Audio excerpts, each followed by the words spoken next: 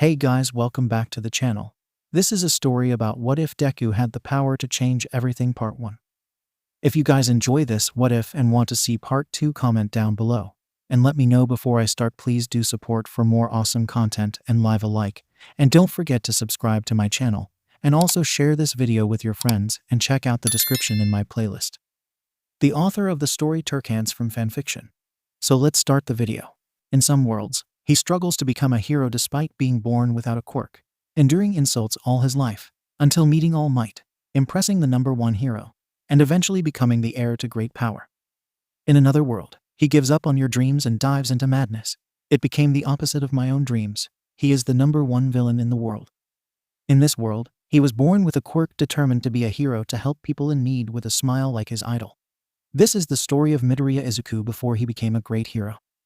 Midoriya Izuku dreams of becoming a hero like any other child growing up in this era, want to help people and be like All Might. He is a good-hearted, kind-hearted child who likes to help others. He is also smart and determined, no less than anyone else. It can be said that he had the qualities of a hero from a young age. However, with just these qualities, it was not enough to be a hero. But there must also be something called a quirk. It is the special power of each person that makes humans do amazing things. Alas, even though Izuku had already reached the age of 5, his quirk still hasn't been revealed. That was a terrible thing in a society full of quirk. Izuku is therefore the target of other children's bullying and pitiful glances from the elders. Well, we'll have to wait and see, the doctor muttered as he looked at Izuku's test results and body scans. Is something wrong, doctor? 𝐭𝐽 asked as she hugged her little son. Well, what should I say? The doctor replied hesitantly. This may be a rare case. What do you mean? 𝐭𝐽 was concerned by the doctor's reaction. From the indications, Izuku-kun definitely has a personality. Because there is only one bone in his little finger, the doctor began to explain. But from the last test by Dr. Tsubasa and today's repeat test, he is unlikely to have the quirk of his father and mother, because he does not have the means to produce fire in his mouth or lungs or attract objects, so it must be something else.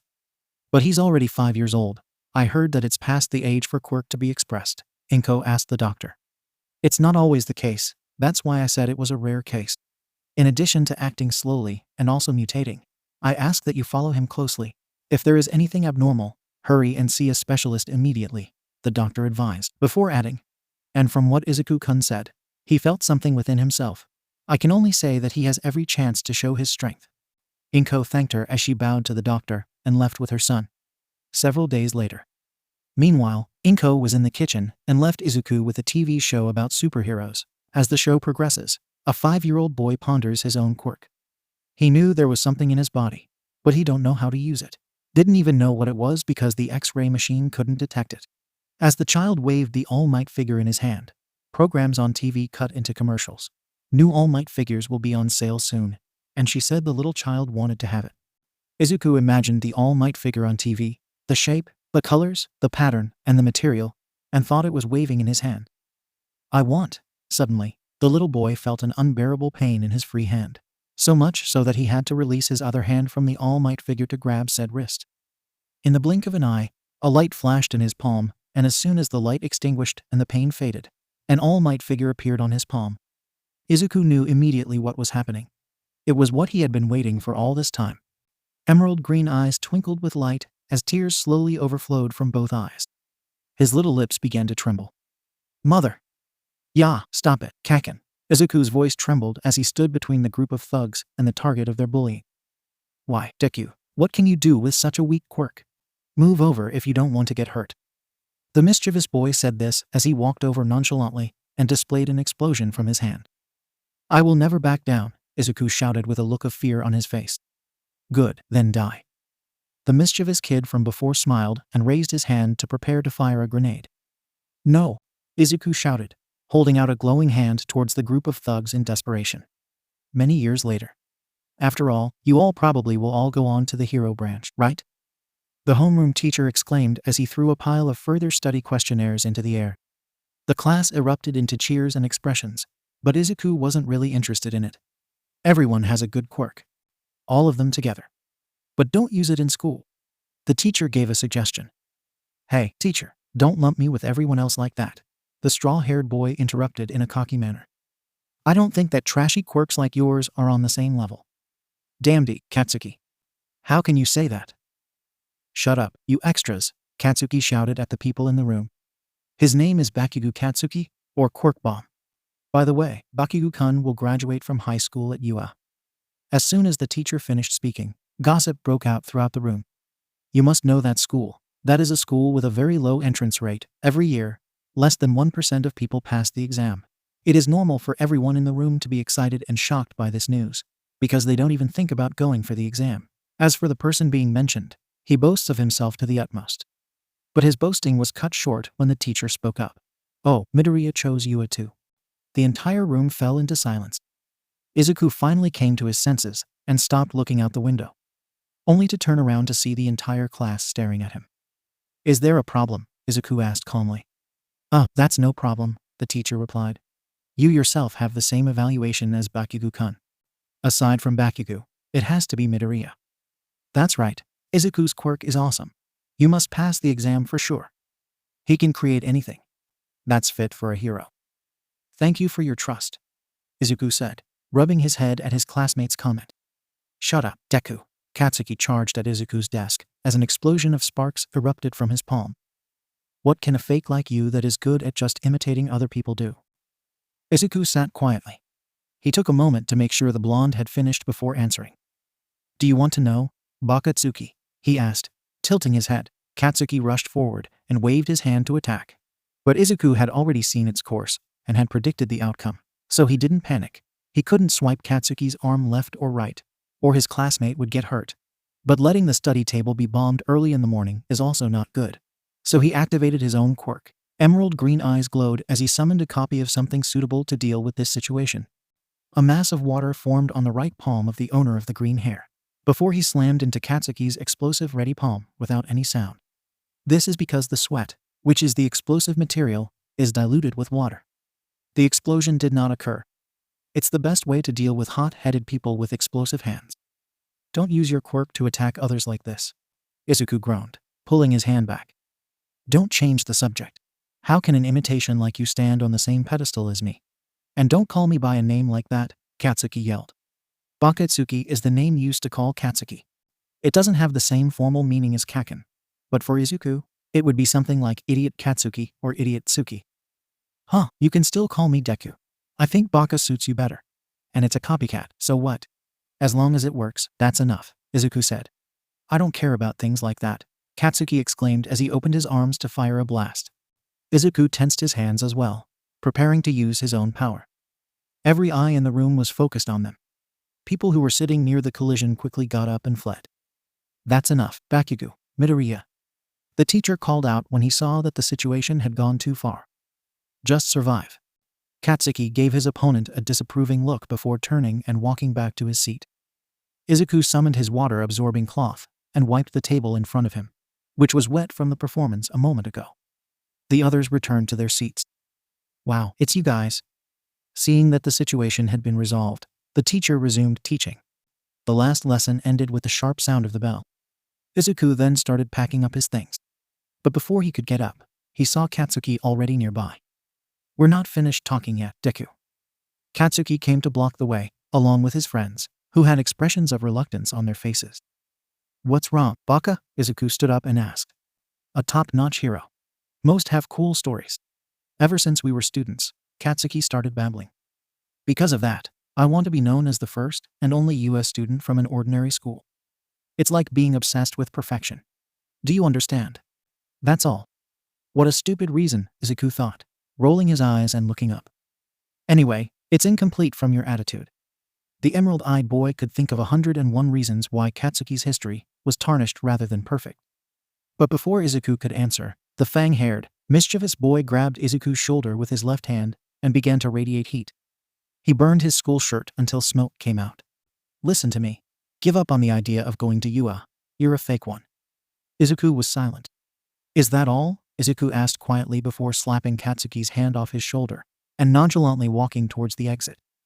But before leaving the classroom, he said, Let's talk nonsense. I will go to the USA anyway. Even if anyone comes and says anything. Here you are. Katsuki prepared to pounce, but was stopped when he saw Izuku making a familiar flexing motion with his hands. All right, Izuku said with a smile. Shit, Katsuki clicked his tongue in displeasure. Instead of constantly threatening others or boasting about yourself, why don't you go do something more heroic? Izuku suggested before walking away. With that kind of personality, Baka will commit suicide one day. I hope someone at UA teaches him how much of a frog in a well. While walking home, Izuku was complaining and focused on his phone. He was touched by a liquid that moved as though he were alive, or more precisely, a human being had a liquid body of some kind, which is the villain that is currently in the news. It broke out from the manhole cover and attacked, wanting to take over the young man's body. With an unstable and flexible body, it is difficult for anyone to break free. Damn, I can't breathe, the unfortunate boy thought, closing his mouth tightly to block the liquid that was trying to enter his body through his mouth. At the same time, consciousness began to fade from the lack of oxygen. No, I can't lose consciousness. And then, in times of crisis, a hero appeared just in time. Don't worry, young man. The same manhole cover that the villain had used to get onto the street flew into the sky, as a giant man with a gun rose from the manhole.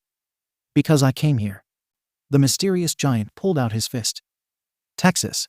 The fist was pulled back to punch toward the villain. Smash, whether it's because of the wind or the force of the punch. The liquid that was covering young Midoriya's body has completely disappeared. All Might were Izuku's last words before his vision turned black. Izuku was woken up by a light slap from All Might.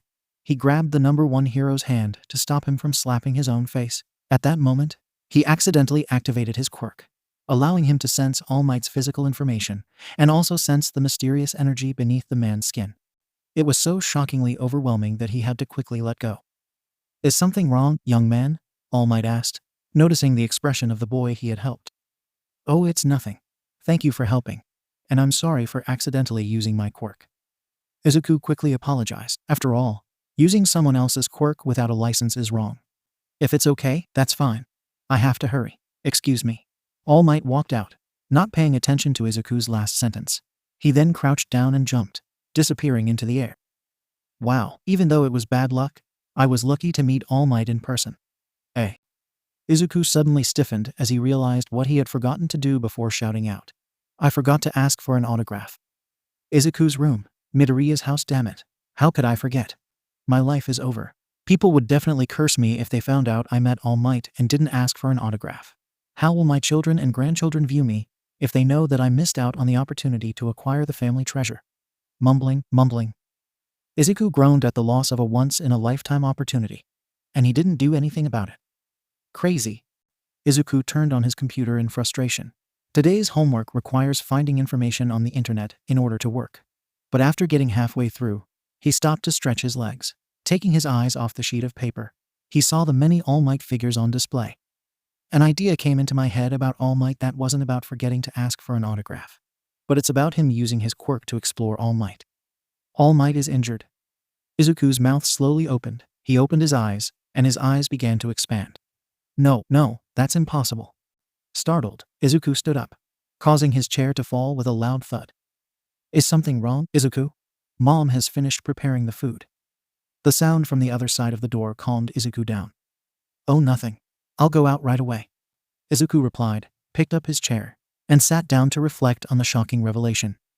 It's not a recent wound, but it must have happened a long time ago compared to the remaining traces. It must have been so severe that even after it was treated, a disgusting wound was still left, not including the missing internal organs. He gulped and got goosebumps at the thought of how a villain could inflict such a wound on the number one hero.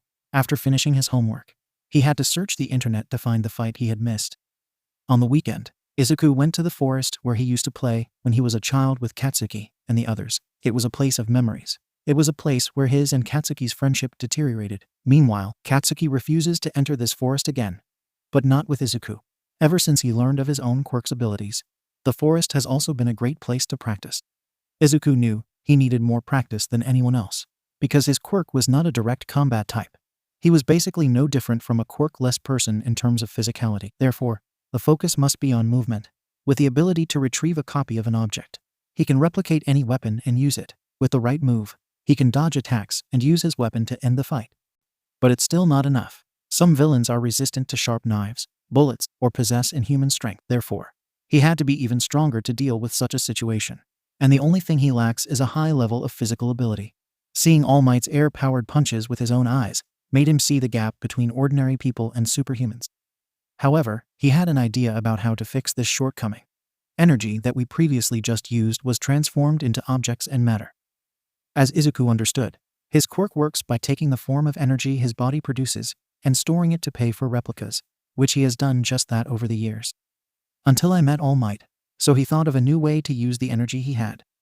Theorizing about All Might's strength coming from the energy compressed and flowing within his body. Izuku will try to do the same today, by distributing the accumulated energy throughout your own body. It should also greatly increase his physical abilities, including strength, durability, agility, and speed. Even though the energy he had was nothing compared to All Might's, he didn't need to be that strong. Imagine yourself being like a water pipe and energy is like water. We have to control the water pressure just right, not too much so that the pipe breaks. At the same time, Izuku's body glowed. Red patterns flowed across various parts of his body. Let it flow evenly throughout my body. Now the red pattern has disappeared. However, there were bright green lightning bolts that constantly appeared and disappeared around his body. Gsgs Izuku felt his strength increase greatly. It was as if he could do anything right now. Succeed. The boy clenched his fists and shouted happily. Fainted, and in the blink of an eye, the strength Izuku had felt disappeared. It seems like one must concentrate on it in order to maintain this state. Izuku immediately began to radiate new energy. There was no problem entering the previous state. This time, Try to Move Izuku was about to try it out. But as soon as it started, he rushed forward until he almost crashed into a tree. It seems like you have to control your exertion well. The green-haired boy sighed. There's still a long way to go, and he hopes to control it within 10 months. 10 months later, UA entrance exam day, the train ride to UA station was chaotic, with so many people heading in the same direction. Izuku meditated while standing to calm his nervous mind. He was going to take the entrance exam for one of the best schools in Japan, where All Might had studied, so it would be normal for him to be nervous. When getting off the train station, Izuku then saw the UA school on the hill. The enormous building stood tall and shimmered in the sunlight. It rises gracefully above the surrounding area. Students in different uniforms all walked toward the main door. Some waved at each other, talked, or walked inside alone or with friends. Izuku watched with mixed thoughts. Unfortunately, in the entire Andhra school, only he and Katsuki came to take the exam. Even though he encouraged and invited friends to take the exam, no one came. The green-haired boy sighed. Before walking with the students to enter the UA school. While walking along the walkway, Izuku saw a person who could only be recognized from behind. He was tall and had straw-colored hair that stood up like a hedgehog. Bakatsuki Izuku chose not to greet him because he knew that would happen. And he didn't want to be upset early in the morning. So he slowed down his walking speed and hoped that he would not take the exam in the same class. While walking without being careful, he stumbled onto something and nearly fell on his face on the ground. If it weren't for the help of a stranger that prevented him from falling under the force of gravity, before helping him stand up. Ah, sorry for using your quirk. It looks like you need help. Failing before an exam is a bad omen. The brown-haired girl who helped said this. Ah, thank you, Izuku said. Good luck on the exam. The girl waved at him and walked away. As well, Izuku said, waiting for a while after he finished speaking. Before starting to walk. 3 hours had passed. Izuku then came out of the exam room. The exam is not as difficult as you think. At least for him. As for the other people, I don't know. But he admitted there were some points that were a bit beyond his understanding. But for the most part, he thought they were well done. Don't waste your energy on not sleeping and studying for exams. Better go eat. Sitting for a 3-hour exam takes up quite a bit of energy. And in the afternoon, there is a more important practical exam to take. He therefore decided to join the flow of test takers towards the cafeteria. But as soon as they arrived, there was a loud chatter throughout the cafeteria. All seats have been taken. And at the stalls, there was a long queue that stretched back several meters. Luckily, today his mother brought me a box of lunch. Therefore, he had no problem leaving the cafeteria. All he needed was a seat. And the cafeteria is now no longer a good option. In the end, Izuku was given a seat under a tree. Get a different atmosphere. When looking out, you will see many people choosing the shade of trees to shelter from the sun, whether in groups or alone. It seems like he's not the only one doing this. Izuku spent the remaining time idly checking the news, until there was a voice on the line, informing those who needed to practical exam. Enter the auditorium to listen to the exam details. Auditorium. The exam details are as straightforward as they are in the document handed out upon entering the auditorium. Izuku listened intently, as the host was a famous hero and had his own radio show presenting Mike. This caused his nerd hero glands to work, as he began to mumble at a quieter level than usual because of this. He is surrounded by a lot of people. It would be a disturbance if he moaned loudly. Shut up, Deku. Katsuki sat beside him, gritting his teeth. It seemed like the seats were arranged so that people from the same school could sit close to each other. After the breakdown had ended, candidates were then sent out to change into the clothes they wanted to wear for the exam. Everyone has a different examination field according to the group they are divided into. Izuku and Katsuki were in different fields because they were from the same school, probably to prevent cooperation. But for them, it's probably more of a conflict. As for Izuku's outfit, it was a green tracksuit. Simple but works well because he doesn't need to wear clothes that support his own quirk. B field. Oh, what are you waiting for? In reality, they don't have a countdown. Izuku and the other candidates ran into the simulation city as soon as they heard the sound from presenter Mike. Each of them rushed to destroy the robots they saw using their own quirk and skills. Meanwhile, Izuku was running towards his goal. One of the robots smashed into the building, blocking the way, and spoke in a monotone voice. Target found and must be dealt with 1 point, Izuku thought. He remembered it from the document given out at the meeting. Fast but fragile. Izuku didn't hesitate as he jumped back. Then call up the model of Bo's staff. Before moving to the side, he raised his arm and prepared to slam it into the robot's neck. But before he could act, a beam of light shot in front of him, destroying the robot. It came from a scruffy blonde boy. When he stared back, the owner of the beam flew away with a beam of light from his own stomach. Izuku didn't plan on following up on the issue. Time doesn't wait. He quickly set a new target, which saw a group of robots come into view. They have 3 2-points and 1 and 3 points each. Then we'll have to speed things up a bit, Izuku thought as he dissipated the 6-foot-long metal bar in his hand. He couldn't waste any more time running towards them and letting his points be taken away. The new technique I've been practicing for months is finally time to use. Reinforcement energy is pumped throughout the body to power muscles and organs. His emerald eyes glowed brightly, competing with the green lightning sparks that erupted in various parts of his body. Izuku let out a breath. In the next blink of an eye, he transformed into a green blur, rushing forward and quickly bashing the 5 robots until they were incapacitated. He then immediately moved to another robot within sight. The results were not much different. No robot could withstand his hands and feet. Meanwhile, Izuku stopped moving after destroying the robot. One of the robots detected him and fired a missile. It made his glowing eyes narrow, before he could slide and dodge to the side. Then jump in and destroy the robot in one go. Gained another 3 points. Target detected. Izuku sighed as his crotch locked. He lunged and punched a robot with 2 points into a building, and kicked another one nearby at another robot. In normal times, with this much force, the repercussions would definitely break his arms and legs. It looks like this new technique really works. After taking a breather, seconds later, Izuku charged forward in a blur of green light, before jumping and climbing up the building and rolling in the air. Then he swung his heel down at the 3-point robot that was attacking the poor examiner. What's wrong? Izuku asked the exam candidate if he had just helped with a friendly smile. The boy looked back at Izuku. Thank you, he stammered, barely audible. No problem. The green-haired owner nodded before running off. Izuku's point-collecting destruction continues, along with helping other troubled exam candidates. Because being a hero isn't just about stomping on the villain, and it's over. But you must help victims as well. It's funny that people who wanted to be heroes forgot this point and focused solely on destroying robots. Few people can think of it. He bet Katsuki wouldn't miss it at this point. 5 minutes later, Izuku canceled the reinforcement and dissipated the weapon to take a breather and review the score. He received 70 points. Control room. Wow, look at that green-headed kid. It suddenly became much faster and more violent. Is it a power booster? Where did you get the weapons from? Or you can create objects too. Like that student recommending that person. Hybrid quirk is very interesting. The others also performed equally well. Whether it's news, movement, decision-making, or raw power. The teachers who were watching the live broadcast on the monitors chatted about the interesting candidates. Because there were so many people with physical potential this year, the villain simulation was almost meaningless. Until finally, it was deemed appropriate that it was time to release something cool. There are a lot of bright people here, but the real thing will be from now on. B field tight. Izuku felt the vibrations grow stronger as he turned to look around. I saw a giant robot moving in and destroying everything in its path. Without having to tell him much, he immediately knew that it was a 𝗧𝗏 robot, which is a signal that it is time to escape. Oh my god, 𝐻𝐽 has gone crazy.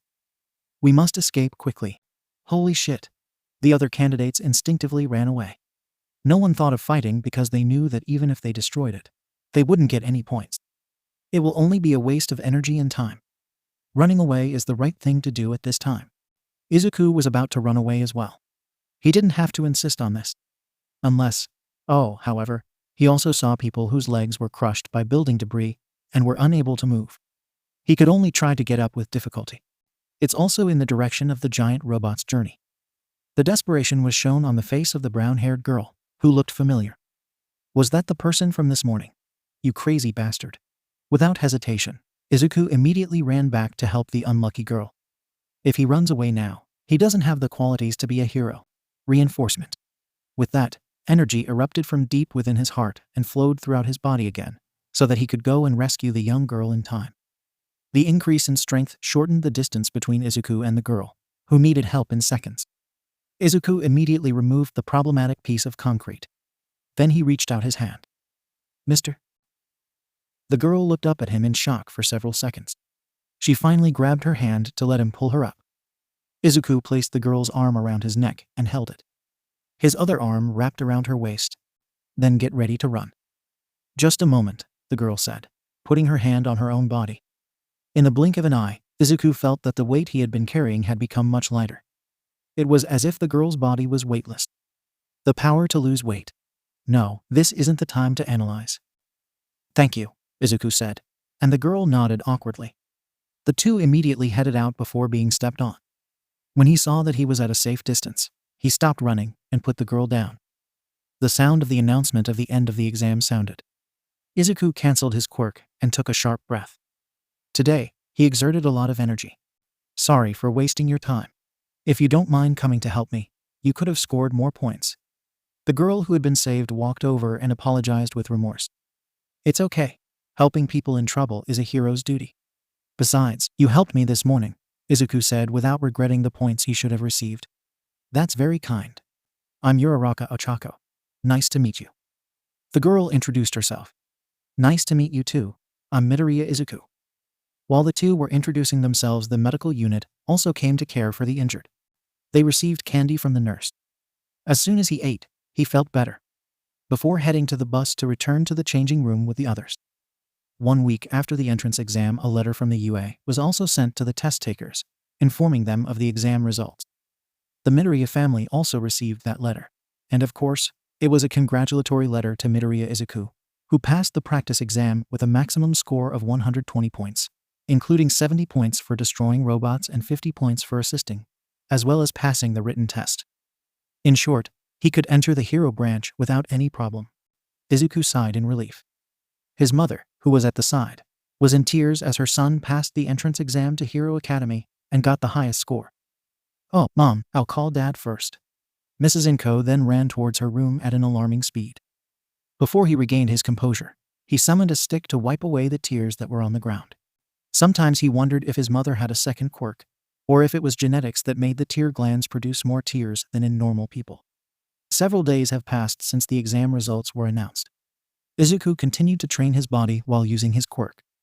Whether it's replicating an object over and over or giving your body a boost and running around the forest all day, because quirk is like a muscle. The more you use it, the stronger it becomes. Izuku's school life revolved around practicing and occasionally hanging out with his friends. As time passed and the first weekend of April Sunday arrived, students at US school had to attend an orientation session before starting school the next day. Izuku, wearing a standard US school uniform, was walking towards the classroom in no hurry. Location of the rooms. He knew it all from the maps and road signs. This time is exploration.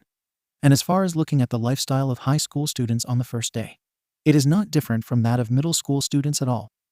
Everyone gathered into small groups to talk to each other both in the room and outside the room, whether it's general matters or introducing yourself.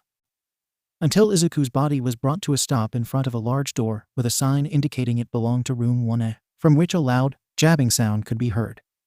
But just by listening to Izuku's voice, he knew who the owner of the voice was. 𝗵𝗃𝗁𝐾𝐻𝐵 damn it. Why do I have to be in the same room as that guy? The green-haired boy thought wistfully that he couldn't escape from this idiot.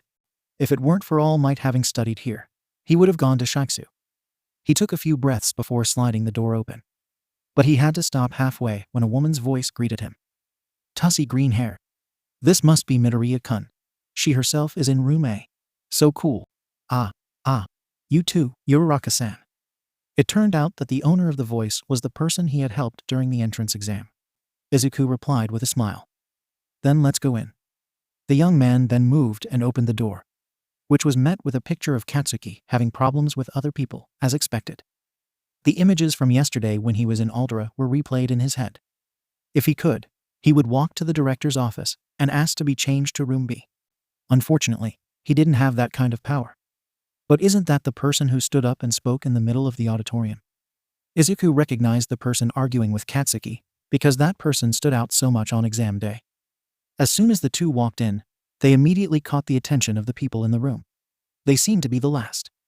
At the same time, the young man who was arguing with Katsuki walked up to them and introduced himself. Meanwhile, Katsuki just stared hard at Izuku before turning away. My name is Ida Tenya. I'm from Shumei High School. A tall, bespectacled boy argued with Katsuki about manners, introducing himself with a serious, hard expression and playing with his hands like a robot. But when considering which school they come from, Izuku wasn't surprised. Midoriya Izuku, nice to meet you. He introduced himself simply. My name is Uriaraka Ochako. Nice to meet you. You too. The three of them, who had already introduced themselves, had not had time to chat further. They were interrupted by a new man in a chrysalis sleeping bag. This is the hero branch. If you want to make friends, go do it somewhere else. Amidst the surprise and doubt of the entire room, the man then got up from his sleeping bag and complained that everyone was talking to each other before introducing himself as the homeroom teacher. He then sent everyone to put on gym clothes and meet at the stadium. Aizawa Shota. Izuku felt familiar with his homeroom teacher's name. Then he realized it as he walked towards the stadium. Their homeroom teacher was Eraserhead, a hero who has the ability to stop someone else's quirk from working. It is not well known because it is rarely published in the media. There is no official product. But you can find information on web boards where heroes are discussed, and there are handmade goods sold for specific groups. And of course, there were details about said hero in his analysis book as well. Quirk test? Many students asked without understanding. Because as soon as he arrived, he found the homeroom teacher standing and waiting. And when he saw all the people coming, he immediately got to the point. So it was no wonder that everyone was suspicious. There won't be an orientation or getting to know each other first. Ochako dared to ask, even though it's actually the first day of the academic year. But instead, I had to come and take the test instead. What is this? Other people thought this way too. Heroes don't have time for things like that. Eraserhead replied. And before anyone said that, the hero branch in the other room went to listen to the orientation. He continued. Another thing that UA is known for is being unique. That includes teachers, who have the right to do whatever they want with their classes to get the best results. Everyone was speechless. But the homeroom teacher didn't care and immediately started getting into the matter. You guys probably did this when you were in middle school, right? Physical fitness test without using quirk? After speaking, Eraserhead held up a cell phone that displayed a list of the 8 tests for everyone to see. Before you start complaining about the education system of this country, which tries to be equal when it isn't. Okay, enough of this off topic. So without wasting time, let's get started. Eraserhead asked the student who had come out on top in the entrance exam. Midoriya got first place in the practice exam, right? Yes. The owner of the last name nodded. How many meters did you throw a softball in middle school? Eraserhead asked. 50 meters, sir. Izuku replied. Eraserhead nodded and handed the ball to the green-haired boy. Then lift your index finger to the circle on the floor. Now go into the circle and try throwing using your quirk. Izuku took the ball that fit in his hand and walked into the marked circle. Under the curious eyes of his classmates, he tried to keep his shyness in check. Then set up the basic stance for throwing a softball. Emerald eyes looked ahead. Curly smiled slightly as he summoned his inner strength to cover his entire body. Then he swung his arm and threw the ball with all his strength. Smash! The ball soared diagonally into the air at high speed, before falling and hitting the ground amidst the attention of my classmates, and that familiar shout. I'm definitely an All Might fanboy. Eraserhead's cough cut in as he showed his students the results of the distance measuring device attached to the ball on his cell phone. 351 meters. The numbers on the screen made the hero students very excited. Until the teacher saw that everyone was having fun and threatened to expel the person who came in last place. Ochako cried out in protest to the shock of her classmates.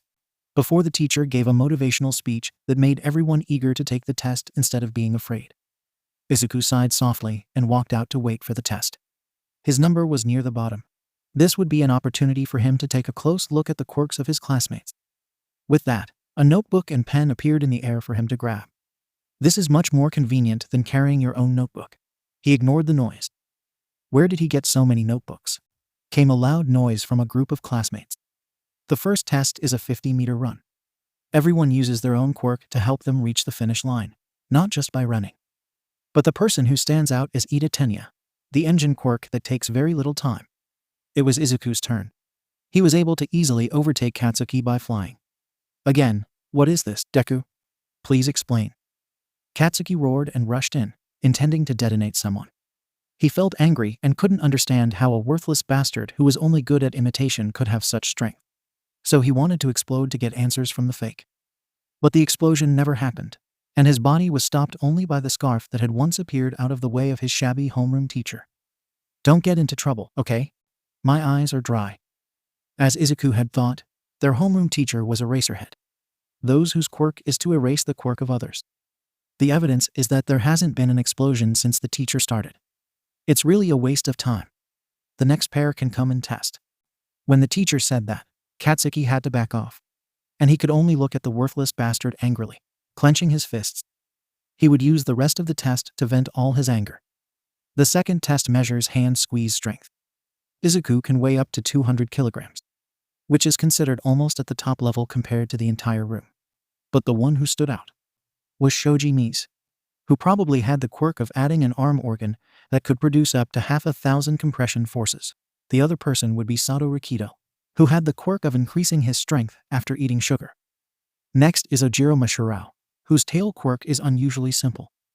But the tail's squeezing force is no joke. Takoyami Fumikage.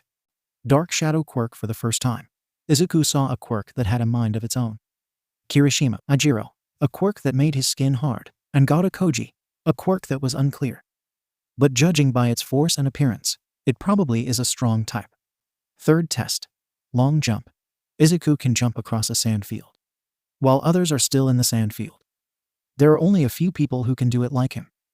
An example would be a person with a narcissism that rivals Katsuki's, but is more polite, Aoyama Yuka, whose quirk shoots lasers from her navel, and also the one who competed for his score in the entrance exam. Fourth test. Jump and switch sides. Izuku thought he could score well, but he had to allow the little purple-headed person, Mineta Minoru, whose creativity bounced around with a ball on his head, so that no one could compare. Fifth test. Throwing a ball. Although Izuku was satisfied with his range, when he saw Katsuki use the explosion to send the ball 700 meters away, he still came and made a sneering smile. It made Izuku feel like he wanted to take another test immediately. You lost to me, Deku, Katsuki announced proudly. Amidst the bewilderment of his classmates, some people felt that it was a competition between first and second in the entrance exam. Men's competition. As for the teacher, he thought that he would be a nuisance for another 3 years if he didn't fire someone. However, the person who scored the best was Uraraka Ochako, a girl who he thought had the quirk of weight loss objects. But from what he saw today, he had to update the information. There was no way that losing weight would make the object disappear into thin air. And perhaps it has already gone out of this world because the distance cannot be measured. Her quirk had to do with gravity or telekinesis, like her middle school classmates. The 6th and 7th tests had to be done in the gym again. It's a push-up and a bend over. Most guys do well with push-ups, but they can't be compared to women when it comes to bending over. However, there was one person who did well in both tests. It is a pink-skinned girl, Ashido Mina, who has the quirk of releasing acid. She has excellent control over her body and is quite creative when slipping across the ground on acid when running 50 meters. In the 8th test, the marathon, Izuku was able to take 2nd place. With 1st place going to Tenya, I'd have to say it's a fish. When the final test was over, Izuku closed the notebook and made it disappear. He had gotten quite a bit of information about his roommates. Each person has a very interesting quirk. starting with 𝐎𝐬𝐫, who has a similar quirk to him. She can summon objects from her own skin and use them for testing. Plus, he got good scores on every test. Todoroki Shoto, ice quirk. It was surprising that a fire user's child would turn into an ice user. Perhaps it is a quirk from the mother's side. Hagakure Toru, invisible quirk. Since the body has never been shown, it is assumed that it is some type of uncontrollable mutation. There is no outstanding physical power, but the stealth story definitely gets a perfect 10. He wondered if there was a way to see her true body. Kaminari Denki electric quirk. Unfortunately, the test did not allow him to fully express his quirk's potential. But considering the possibilities of use, it's really worth keeping an eye on. Asuitsuyu, frog quirk, has the ability to jump like a frog. If we look at the frog's appearance, it is possible that it has other abilities as well. Gyro Kyoka headphone jack cable quirk, not suitable for testing either, but it would definitely be useful in terms of sound perception, if what he thought wasn't wrong. Zero Hanta doesn't use his quirk, but from what he heard about his complaints, it was found that it had the quirk of adhesive tape. Another person whose quirk was not suitable for testing was in the open with nothing to hold on to. Therefore, we must rely entirely on physical ability. But I'm still doing well. At this time, everyone gathered in front of the homeroom teacher, waiting to see their scores. But before telling the score, Eraserhead then tells the class shocking news, saying that the expulsion was a lie. It almost made us all dizzy. Except for those who guessed it was probably a trick, or didn't care who got kicked out anyway. He secretly saw that Tenya's glasses were cracked. Izuku looked at the scoreboard. He was second to Momo. Maybe in the next test, he could use a helper like her. The green-haired man smiled when he saw where Katsuki was. Meanwhile, Katsuki acted completely annoyed at the fourth place. After changing clothes, everyone returned to the homeroom. The homeroom teacher handed out the class schedule and student handbook before leaving. And the whole day, there was no teaching because today was just orientation in the auditorium and homeroom with the homeroom teacher. The students in class missed this part. But when thinking about sitting and listening to the teacher's lecture for hours, maybe they were lucky they didn't go. Finally, when I realized that I didn't study anymore, many people chose to return home immediately. While some choose to stay, it makes the classroom look more open. As for Izuku, he was getting ready to go to the train station to go home. Along the way, Tenya and Ochako join in as well. This is Midoriya-kun. Have you heard of Bakugo before? Tenya asked. Yes, that person named Bakugo seems to have a special thing for you. Plus, they call her Deku, Ochako added. Well, we've known each other since childhood.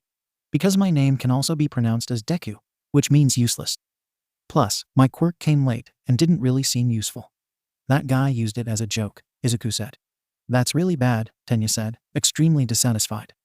But it isn't like that, is it? She got first place in the entrance exam and second place in today's test. There was no way a useless person could do it anyway. But Deku is pronounced the same as Dekaru, which means I can do it, Ochako said brightly. My name is Deku. I never thought of that. Thank you. Izuku blushed, because no one had looked at his name like this before. Too gullible, Midoriya-kun. Isn't it a parody name? Tenya shouted. Ha ha ha. The three of them chatted casually and guessed what else there would be tomorrow. Until they reached the train station, they separated because they had different goals. The next day, morning classes are more common than you think. It's no different from when we were in middle school. There is a foundation and a review of old content. Izuku could clearly see the boredom in each of their expressions. They want to be heroes, not academics. The time had elapsed until 4 periods had elapsed, and the morning studies were over. The next period is the moment that everyone has been waiting for. It is to eat lunch and relax. The food at UA cafeteria is priced in opposition to its quality. It's an honor for everyone to have a professional hero cook for you at an affordable price. This person has passed through the door like a normal person.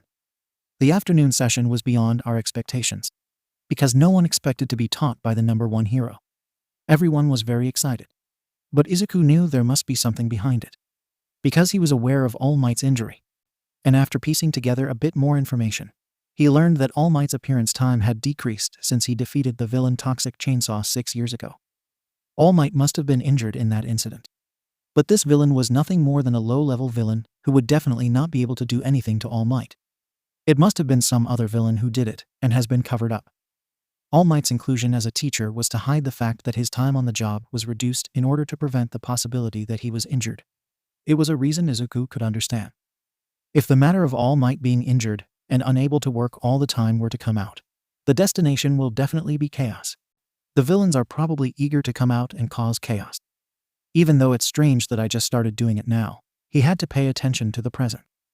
The subject I teach is the basic hero subject. It is the subject with the most credits. And in order not to waste time, we will start with a fight. Wow. Everyone became even more excited at All Might's words, especially with Katsuki when it comes to fighting. All Might then told the students to go change their clothes. This is a set that each person has designed and sent to the school for inspection, before being forwarded to relevant companies to make it a reality with appropriate materials. Battlefield. After changing clothes, everyone gathered at the replica city that was used during the entrance exams. Each of them wore their own colorful and unique outfits. Izuku's outfit was a green-black color scheme that covered most of his body. All Might allowed the students to discuss and criticize each other's outfits to keep the atmosphere from becoming too tense, and when we talked among ourselves until we were satisfied. Each student took turns asking All Might about the battle, until All Might couldn't answer and decided to pick up the poem and read it to explain today's lesson. Take a team of 2 and divide them into heroes and villains. The hero must capture the villain or defuse the bomb in the allotted time to win. The villains must defeat the heroes or protect the bombs until the time runs out. As for matching and selecting sides, it can be done randomly. So each person walked in a line and picked out a random box. Izuku is paired with 𝐻𝗧𝗏. Once they are matched up, then it is a draw for the sides that must fight. The first jackpot split was for Izuku's team to be heroes and Katsuki and Tenya's team to be villains. I will crush you, Deku. Come on, Bakatsuki. It was like a spark of lightning flashing back and forth between their eyes. The rest did not understand the interaction between Izuku and Katsuki. But he didn't say anything because he was about to start fighting. All Might sent the people who didn't fight this round to the monitor room. He will personally provide further explanations to both teams. The villain team will get to prepare in the building first. Then, when the signal is received, the hero team will enter. They can fight with all their might. But if it gets too much, All Might will come in and stop it. Once All Might was gone, they began to talk. This is Uraraka-chan. I want you to go look for the bomb. I thought it would definitely be just Ida-kun watching over me. But don't fight yet. I'll deal with Katsuki, and then I'll go help. Izuku said his plan. Yes, but Midoriya-kun doesn't think that the 2 of them will be together. If that's the case, that's too bad, 𝗧𝗏 asked, not sure she could hide from the 2 of them. Katsuki, that guy can't just stay still. Plus, they're the ones who like to go solo. He'd probably come to us right away. So you can trust me. We won't find them together, Izuku assured. 𝗧𝗏 nodded. The 2 review plans and test communications to see if there are any problems so they can be resolved. Let's start. As soon as they received the signal, the 2 entered the building. They will stay together until they meet Katsuki, so that 𝗧𝗏 doesn't have to meet her alone. Otherwise, it's bad, because she will be easily manipulated. It looks like I'm not on the 2nd floor. They walked until they reached the stairs leading up to the 3rd floor, but there was no sign of the enemy. Maybe it's trapped on the next floor. But it didn't make them let their guard down. As they nearly reached the intersection, Izuku told 𝗧𝗏 to stop. Oh, you know now, Deku? The killing explosion king walked out coldly from the corner. If it weren't for the fact that he was worried about them being bombed in their faces, Izuku immediately signaled to his partner that they could go. Don't ignore me, Katsuki roars, and uses his blast to charge at the heroes. But Izuku wasn't a slow person who just waited to be attacked. He changed the flow of energy throughout his body and soared, punching the air until it created air pressure that pushed Katsuki back slightly. Go. Midoriya-kun. 𝗧𝗏 nodded and quickly separated herself. As much as she wanted to help, she knew this was not a battle she could join. Both of them were on a very different level from her. Boom. Katsuki tries to fire a blast at 𝗧𝗏. But Izuku swooped in and swatted his arm away, causing the bomb to land somewhere else, allowing 𝗧𝗏 to escape safely. Katsuki saw an opportunity to use his other hand to slam a grenade into his opponent's face. But Izuku was able to move away in time. They stopped moving, but were always in a fighting position. Watch the reaction and wait for the other person to act first in order to get back at you. They know each other too well. Knowing each other for 15 years was not in vain. As reckless as Katsuki is, he's not stupid when it comes to fighting. Insulting Izuku didn't blind him to what that fake could do. Even more new abilities have arrived. Damn it, Deku, are you hiding it? Your strength. Baka's strength is real. If you don't strengthen your power, You won't be able to fight directly.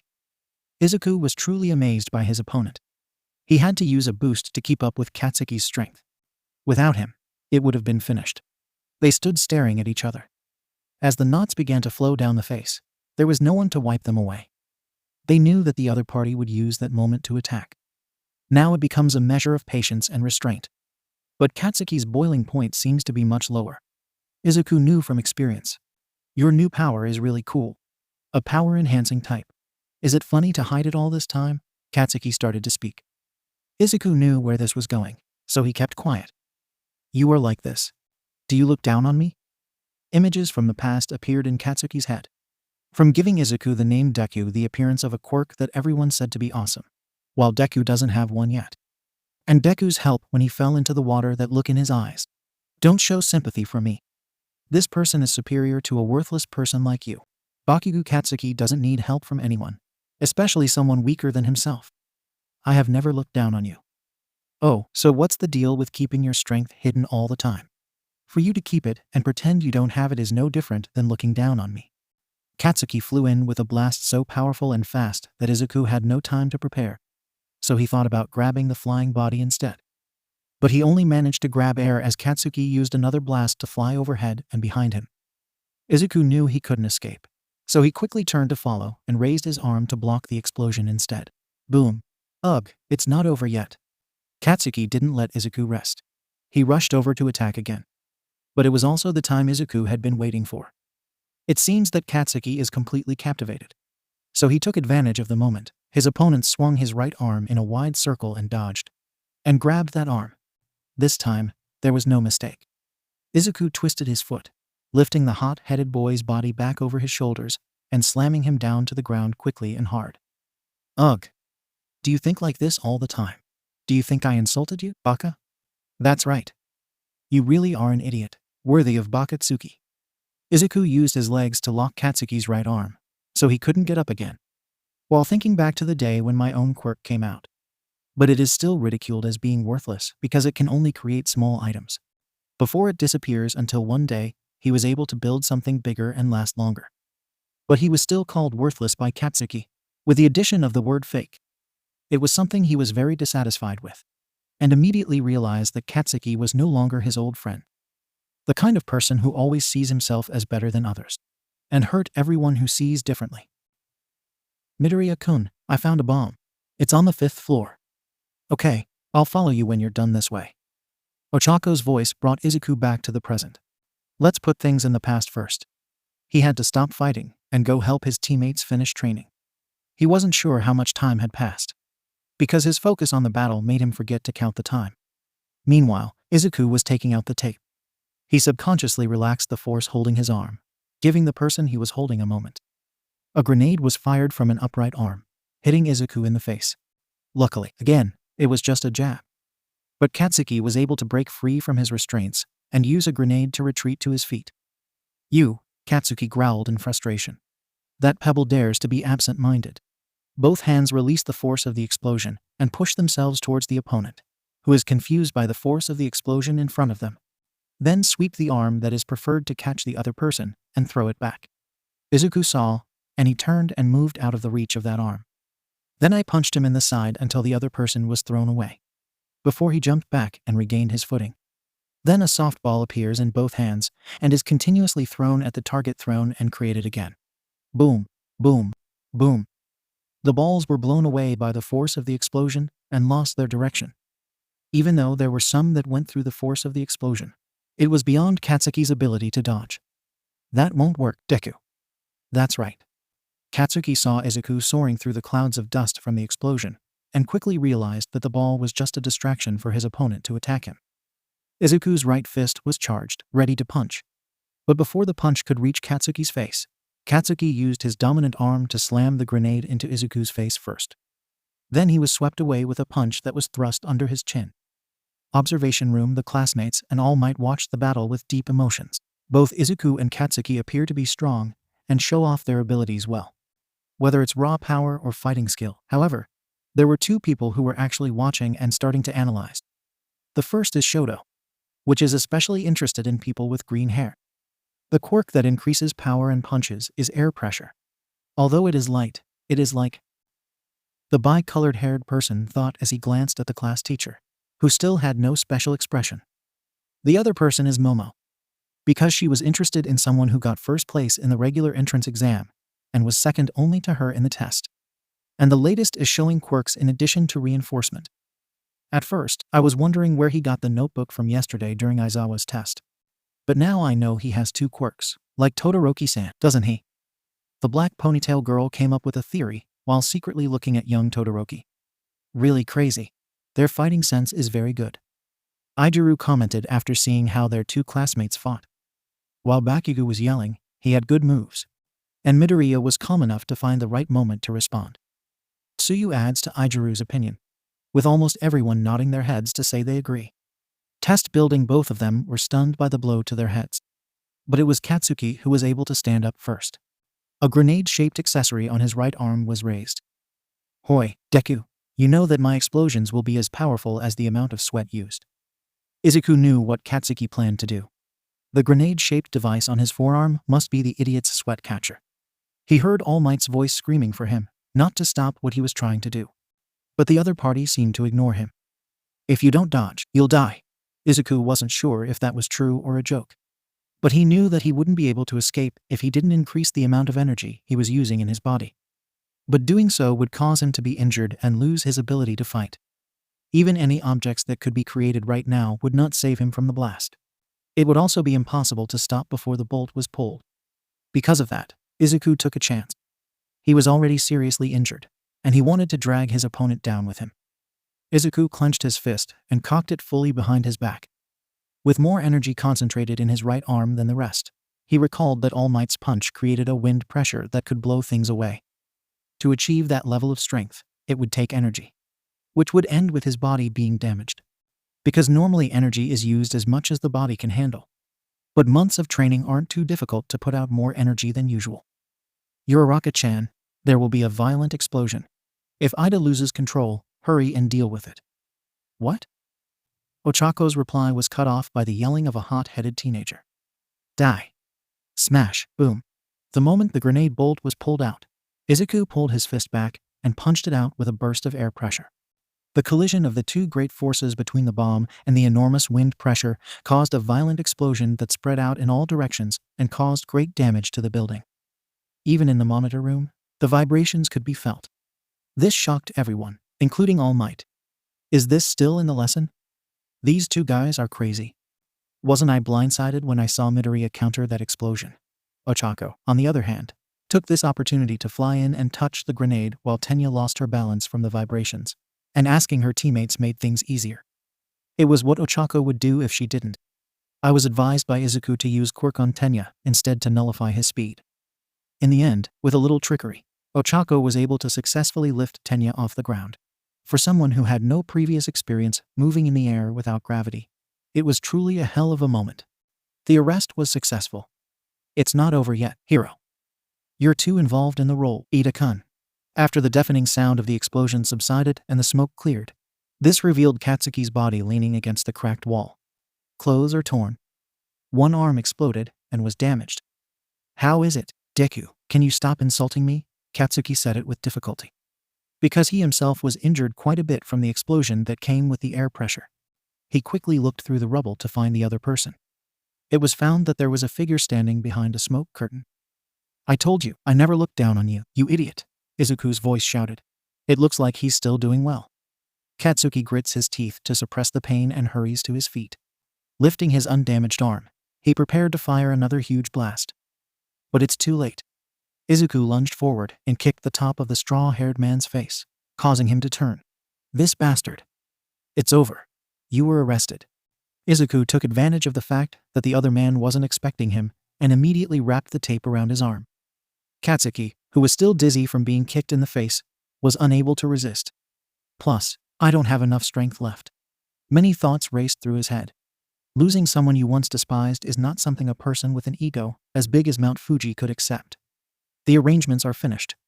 I'm going, the hero team wins. All Might's announcement came through the speakers. It looks like Ochako has succeeded. Izuku was relieved that he wasn't hurt in vain. He collapsed, not far from Katsuki, because he himself was seriously injured. His right arm turned a dark purple, which was indescribably painful. Both legs were equally sore from pouring too much energy into the lunge. This is the result of using power beyond what the body can handle. But if he doesn't, he won't be able to come and take care of Katsuki in time. This is considered an acceptable expense. The rest of the body suffered much less damage because it was protected by the enhancement, and most of the blast was offset by the stronger wind pressure. After the robot transported both Izuku and Katsuki out to the infirmary, All Might then return to the monitor room to listen to each student's opinion. But when asked about the people who did the best work, the names of Izuku and Katsuki came out of the mouths of many people. Except for Momo, who has a different opinion. Midoriya-san and Bakugo-san are too harsh. Especially the latter, using personal emotions, is very stupid. As for Uraraka-san, she failed to reveal her location to the enemy early on. But he did a good job in the end. In the end, Ida-san was so distracted that he missed his move. Therefore, Uraraka-san is the one who performs the best. Everyone was stunned by Momo's analysis. Ochako is so delighted that she almost floats away from being praised. The next pair then entered the field in a new building. The combat training continued until there were 10 pairs. But no one was injured enough to have to go to the hospital room again. Izuku woke up to find that it was evening, and the sky had already been dyed orange. He learned from the nurse's room teacher, recovery girl, that Katsuki had woken up first and had already left. He was also warned of his injuries by an elderly nurse before being sent away. And come again tomorrow. Now Izuku went to change back into his school uniform because he didn't want to go home in a shabby outfit. But changing clothes with one arm injured is difficult. So he only wore a white shirt. As for the hero costume that's ruined tomorrow, you'll have to ask your advisor where it can be repaired.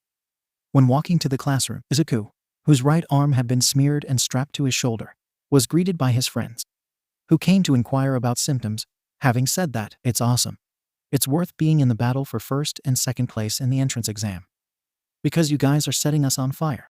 How could you counter such an explosion? Hey, where did you get the ball from? There are so many questions that I don't know who to answer. Izuku suddenly understood All Might's feelings from the previous lesson. He sighed. This was the high school life of a hero student.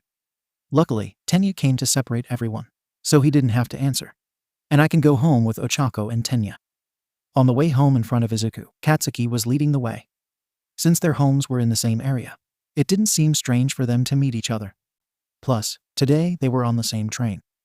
Katsuki suddenly stopped walking and turned around, speaking angrily. When are you going to follow me? Sorry already. It just so happens that my house goes this way.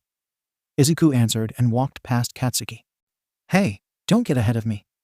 Katsuki hurriedly followed, yelling until they were able to walk together. But Izuku didn't respond. The two walked without any conversation with each other.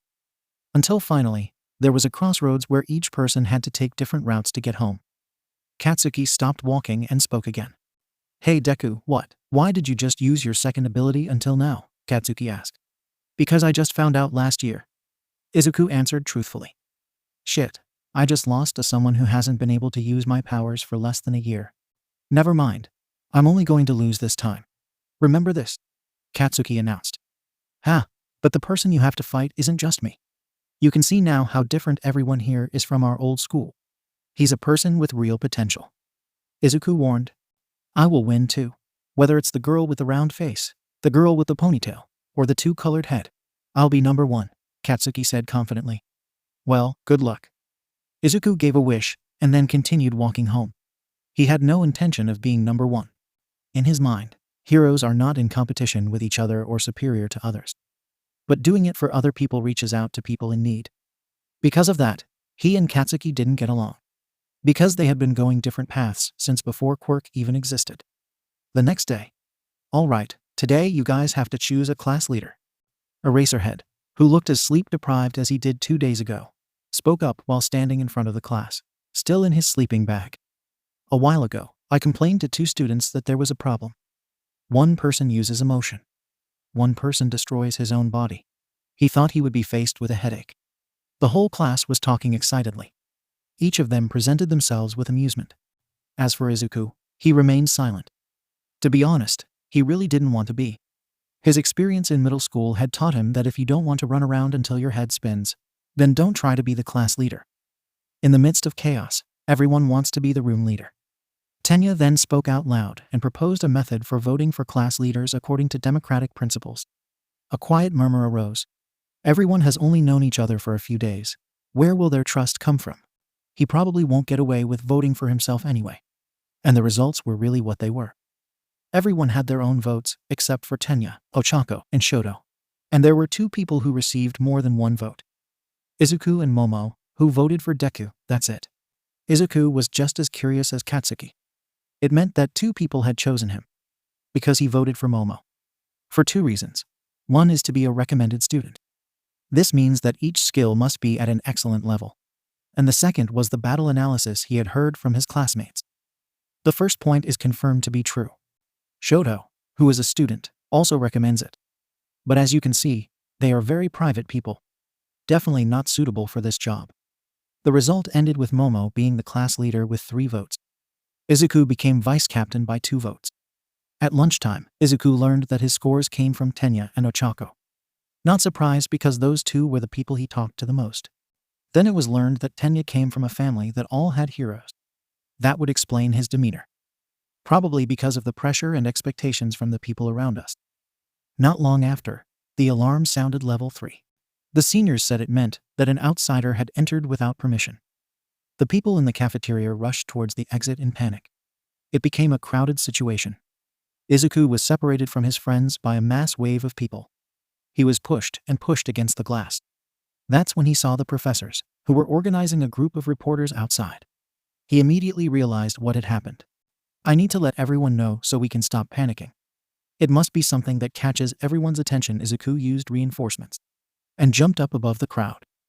Then he kicked the concrete pole behind him to launch himself towards the emergency exit sign. Before making a whistle and blowing it to attract attention, he told everyone the truth. There's nothing. The intruder was just a reporter. The teachers are taking care of it.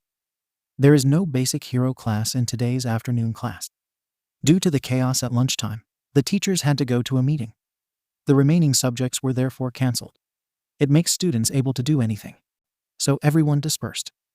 Izuku took this opportunity to get his hero outfit repaired. So at this moment, a green-haired person from the hero department, who was carrying a bag containing a damaged hero outfit, stopped in front of the support department's research room door. The sound of metal and objects thrown carelessly through the metal can be heard. He thought he should knock on the door first. I can't find that bastard. Come on, where are you, my child? Has a feminine voice. And he sounded clearly annoyed. As it emanates even like that, she said out loud, my child, really? Izuku hesitated for a moment, then knocked on the door. He then cautiously took 2 steps back. Before turning himself away from the door, he prepared himself in case he was needed. Boom! Izuku's caution was rewarded when a loud noise came from the other side of the door. Is that an explosion? Izuku thought suspiciously as he looked at the smoke coming out of the doorway. I almost went into the hospital room again.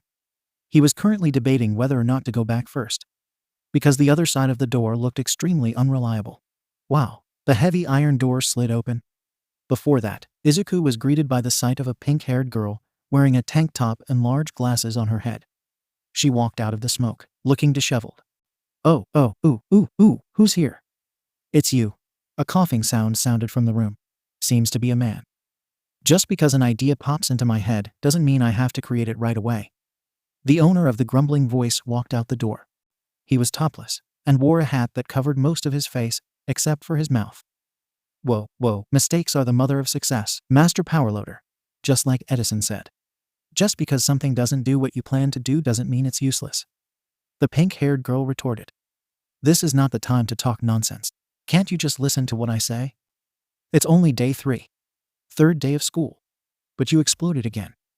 The same man still shouted. But it did not receive the attention of the accused. Yo, she greeted, panting. Oil stains and other marks on her clothes. My teacher and I are raising a child. Is there anything I can help with? Izuku decided to ignore the power loader master's misleading words and mutterings. I didn't make a child with you. And immediately got to the point. I came to repair and improve hero outfits. Oh, what do you want me to do? She looked at him, looking up and down, before moving her eyes to the bag he was holding. Let me see, she asked. Without waiting for an answer, she grabbed it from Izuku and walked back into the room. Seeing this, Izuku followed. Inside, It looks like a room used to create things. Full of tools, and it would probably look better if it didn't explode. Don't rely on Son Hatsu. Give me the manual first, the power loader said to the girl. Then he turned and spoke to Izuku. I'll see what I can do. If it's just a little bit, there won't be any problems, and it'll be done in a few days.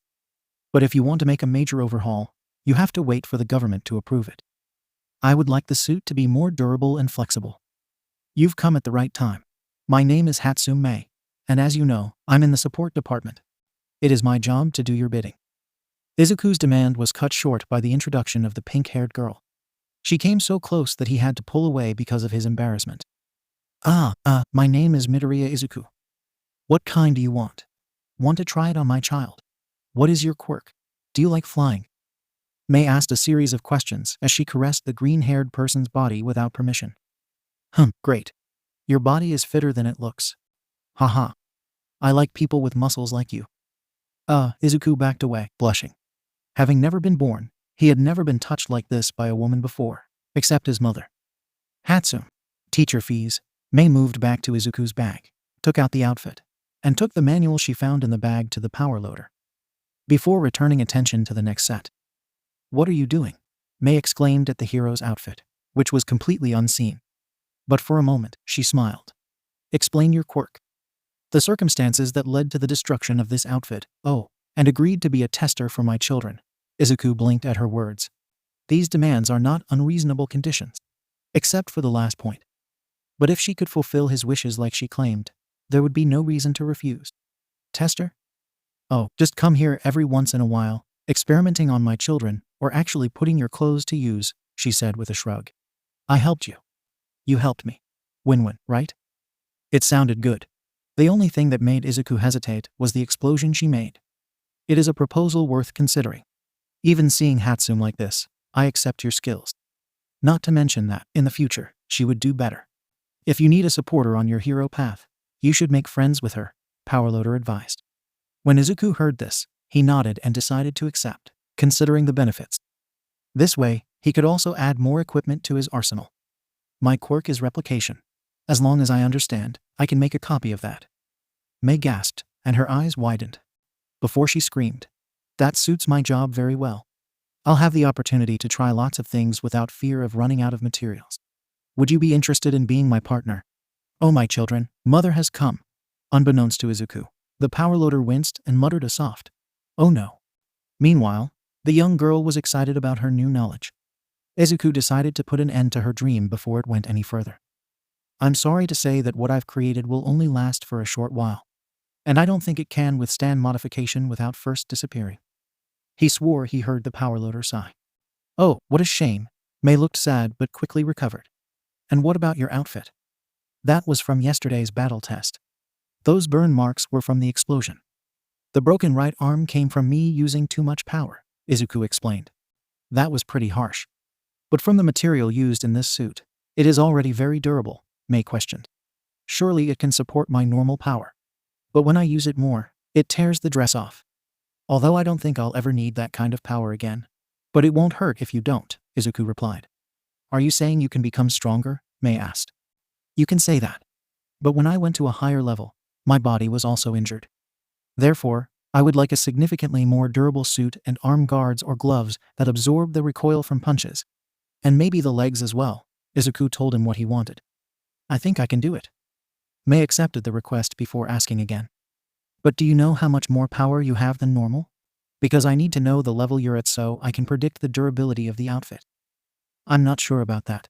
I just thought I'd put in as much as I could at the time, Izuku replied, scratching his chin. He had never really thought about it. It was another mistake he made by overlooking things close to him. That will be a problem. Mei also thought deeply. Maybe we will go to a model city or a forest, and let you use your power like yesterday. And break my arm. Izuku thought of what he had to go through. We can use the training footage as a reference, Powerloader interjected. Because there were cases where students didn't know their true powers. They couldn't provide enough information to create costumes. So we need to use video to analyze the true capabilities. Oh, that's great. Although I would like to see that power with my own eyes, Mei said with regret. Of course, the real need her job was to put the equipment to the test in a new environment. The powerloader ignored him and continued talking. If what you said is true, it will take a long time to procure the materials. Thank you, Izuku said. All right, if there's no problem with your outfit, then come and try on the kids. Let's get mine. Mei said it excitedly as she pulled out a steel skeleton outfit from nowhere. This is my prototype. A jetpack was also installed. Izuku sensed the strangeness of what was in front of him. But a deal is a deal. Or maybe he would avoid it in favor of something safer. What is that thing over there? Izuku pointed at the armband on the table. Oh, that one is a web shooter, Mei replied. Filament launcher. Izuku was curious about its appearance. I came up with the idea of an American hero with a spider quirk. He shoots webs from his butt. I think it's too funny. So I made a web shooter that attaches to my wrist instead. It looks cooler, she explains of her invention. That's really cool. Izuku commented out loud. Right? Are you interested in giving it a try? Mei asked. Yes, Izuku admitted. He thought it was much safer than a steel frame suit. Then let's do it, Mei said as she walked over and picked up a web shooter. Izuku took it and began to put it on. Is there anything I need to know? First of all, you put it on the wrong side. Mei came to correct him. By placing the device in front of your wrist. And placing the button protruding from the device in the palm of his hand. Second, the fibers are made of a synthetic material that is very tough and flexible. And it will dissolve in 1 to 2 hours. Okay, Izuku began to inspect the equipment, his expressions worsening. If I had to guess, the button on the palm is for shooting. And what about the range? Acceptable weight? Number of shots fired? How does it work? How do you aim to hit the target? I'm glad you're interested in my child, Mei said with a smile. Okay, let's start by moving the buttons on the machine first. Move it all the way to the end. Izuku immediately tried to follow. Suddenly, there was a small spot of green light. Appears on the machine. Along with that, a red spot appeared on the wall where Izuku raised his arm. It is to turn on the machine and fire the laser. If you just turn it on, just move it to the middle. Izuku immediately understood how this system worked. Mei then began to explain her invention. It's a laser pointer. I'm thinking of adding distance measurements as well. It connects to glasses that display measurement results. But leave that matter for later. The point where the laser appears is where the fiber will be shot. Its range is about 20 meters. Now press the button on your palm. Use the same hand. As soon as Izuku presses, the fibers shoot out of the machine and are directed precisely at the laser point on the wall. If you release your finger from the button, the web will be cut. It can fire about 20 times if used for 20 meters at a time.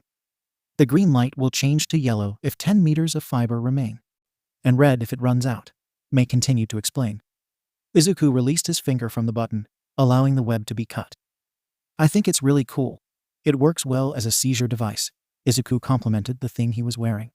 He could think of various uses for this artifact. It's appropriate that even the teacher recommended it.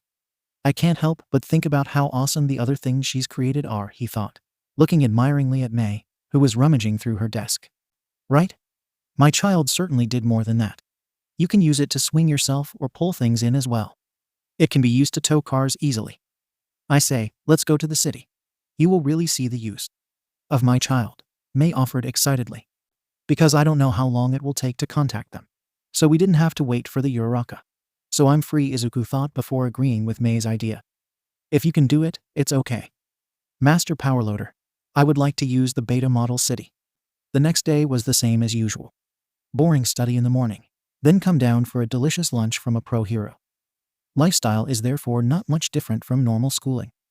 Unless their afternoon class was a hands-on class about being a hero, physical fitness and quirk tests, practice fighting, and today is a rescue practice. After changing clothes, everyone was waiting to board the bus at the meeting point. Izuku is wearing a gym uniform like Katsuki, because their clothes were in the process of being repaired. When the bus arrived, each person sat in their own seat, with Tenya's voice telling everyone to sit according to their number in the background. After the bus had left for a while, there was a conversation between the students. I like to be honest, and I have some questions about Mr. Midoriya, Tsuyu said as she turned to look at her roommate sitting next to her. What is it, Tsuyu-san? Izuku responded, remembering that he wanted to be addressed by his real name. So he didn't miss doing it. I think your quirk is very suspicious, Kiro. Tsuku questioned. How? At first, I thought you had a quirk about increasing your strength. Or strengthen something like that. But you can create objects like 𝐎𝐸𝐸𝐬𝐸𝐸𝐸𝐸𝐸𝐸𝐸𝐸𝐸𝐸. If it's difficult to say, that's okay. The green-haired man sighed upon hearing this. He knew this question had to come up. But it wasn't that he was uncomfortable in any way. My quirk is called replication. I can copy any object and paste it into the real world. Anything? Someone asked for clarification. Yes, copy and paste whatever you want. Just have the original, Izuku confirmed with a nod. It could be something as simple as an item found in everyday life. He held out his hand. A notebook suddenly appeared in his outstretched hand. I received a surprised gasp from Momo. Of course she can't, too. But it must come from the body, not from the air like this. Or even something more complicated, like a gun. A black pistol appeared in his hand in place of the missing notebook. Electronic equipment pistols have been replaced by smartphones. When he saw that everyone had seen enough, Izuku then made his phone disappear. Then continue talking. Increasing strength is another aspect of my quirk. It's really awesome compared to me, who just hardened my skin. My power seems dull, 𝐈𝐺𝐻 complained, showing off his arm that had hardened from using his quirk. Come on, yours is cool too, Kirishima, Izuku encouraged. Thank you, but aside from Midoriya, if we were to talk about strength and outstandingness, it would have to be Bakugo and Todoroki. 𝐈𝐺𝐻 started talking about a new topic. But Bakugo, who gets hot-headed and has a dog's mouth, would probably be more muted than loud. Tsuyu expressed his honest opinion, causing Katsuki to immediately stand up and shout, "You crazy frog, I'm already famous." But Tsuyu just leaned over her shoulder and pointed with her thumb. There. You see, even though we've only known each other for a short time, everyone knows how hot-headed you are, like a rabid dog. It's really cool to watch, Denki adds to Tsuyu's opinion. What the hell are you talking about, you bastard of electricity? I'll kill you. Katsuki turned and scolded the electricity user. This was strange to Izuku. He didn't expect to see anyone mock Katsuki so openly. But idiots deserve it. The conversation proceeded easily until the car stopped at today's destination. Everyone gradually got out of the car, before showing excitement about what is in front of us. The huge domed building in front of them was the Rescue Training Center, or Unforeseen Simulation Joint, known as 𝐬𝐵 for short. This place simulates various disaster situations. Various formats created and controlled by the pro hero 13, who is now teaching them the dangers of using quirk, which can be deadly without control and awareness. Everyone listened intently. Because 13 has one of the most dangerous quirks in the world, he deserves to be the one to talk about it without a doubt. 13's quirk is the black hole, a power that can suck everything into a loop. Then it was crushed to become dust. No one is willing to challenge this. After 13's speech ended, their advisor also began telling them about today's plans. That is the rescue work they will have to do. But he didn't finish speaking. Many people could also see the spatial distortion of the fountain in the central plaza below. It was a black vortex that had expanded until it was large enough for a group of people to walk out of it. Eraserhead quickly ordered all the students to stick together and let 13 protect the students. Personally, he entered battle mode and quickly picked up his own equipment and put it on. While some students suspected it might be a test. Don't move, they're villains. It turns out it wasn't a test. Many people panicked, but there were those who controlled themselves and tried to analyze the situation. Shoto did a great job in this part. Kaminari tried to use your quirk to contact the UA. Eraserhead left his last command and jumped down to the courtyard below. Everyone saw their mentor's fighting ability for the first time. Wow, that's worthy of a pro hero. He seemed to have no problem at all against many opponents. Plus, you can control your scarf like it's your arms and legs. What material is that scarf made of? Izuku was very enthusiastic in his observation. And I'm interested in adding Eraserhead's scarf to my arsenal. This is no time for analysis, Midoriya-kun, Izuku agrees with Tenya. But I really couldn't resist. He quickly ran back to the group to get out of this dome. But in front of the group of students, there was a black mist blocking the way. While he was babbling about getting rid of All Might, Katsuki and 𝐈𝐺𝐻 attacked the black mist at the same time. But it doesn't seem to work. The black mist only dispersed before gathering again. So normal physical attacks won't be effective. Izuku wrote this information down in his memory. If it weren't for emergency situations like this one, he would have picked up a notebook and written down information. Because quirks and portals or teleports are not easily seen. Almost there. Even though I'm just a student, I can't be careless. The black mist's eyes narrowed. Before widening, the mist quickly spread and covered the students. Izuku tried to drag his closest roommate away, but he was too late. By the time he realized it, he was in the air and falling to the ground below. where the dirt mixed with the structure of the building. Izuku regained his composure, activated the power-up reinforcement, and flipped in midair. With his feet pointing down, he was able to reach the ground safely. Among a group of villains, the villains seemed to have planned it well. Separate, and then destroy. He could only hope that no one would be sent alone to meet the villains. Izuku knew that many of his classmates were unfit to fight alone. Either the quirk is not conducive or the body is not ready. Plus, he probably doesn't have any combat experience. But I can't worry about other people, because this road itself has things to deal with. Izuku looked around. He saw dozens of villains starting to move closer to him. It looks like we just got one brat. It's boring. Anyway, let's kill. A villain ran up with a knife in his hand. Izuku only brushed it off and punched the creature in the chest, causing it to bounce off and hit another villain. The villains saw this and attacked together, only for Izuku to jump away, and fell next to the villain, who had a horn in the middle of his forehead. Then he punched the villain. Izuku's fist hit the man's lower abdomen, causing 𝐎𝐩𝐢𝐽 to squirt out water, before Izuku spun around and kicked his neck again, then used the falling body as a stepping stone to jump. Izuku charged forward. It became a blur in the air. I smashed the bald-headed villain to the ground, and kicked the villain with thorns on his back at the other two villains with extreme force. No doubt, it would hurt them all badly. The remaining villains could only look on and be amazed.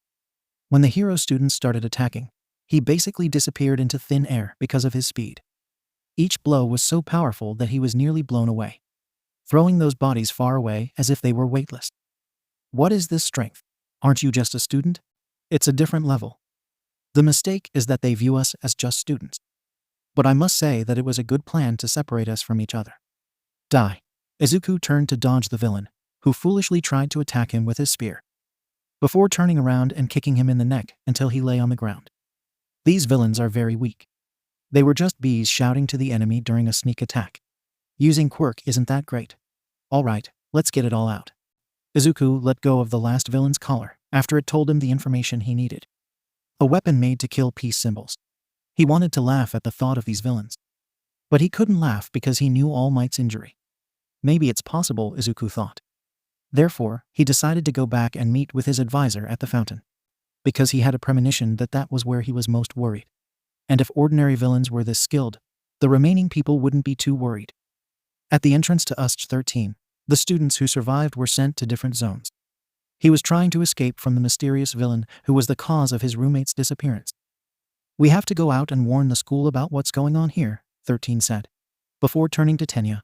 Ida, you have the fastest speed, giving you the best chance of sending a message to the other teachers in time. But it's shameful to let the rest of you fight and me to run away, Tenya protested. It's not embarrassing, 𝗧𝗏 said. Even heroes have to back down sometimes. You are our best at speed. Come on, you are our only hope.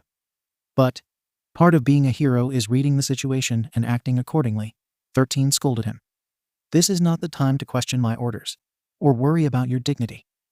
When everyone's words were heard, Tenya found himself thinking of his older brother and looking down at his own hands.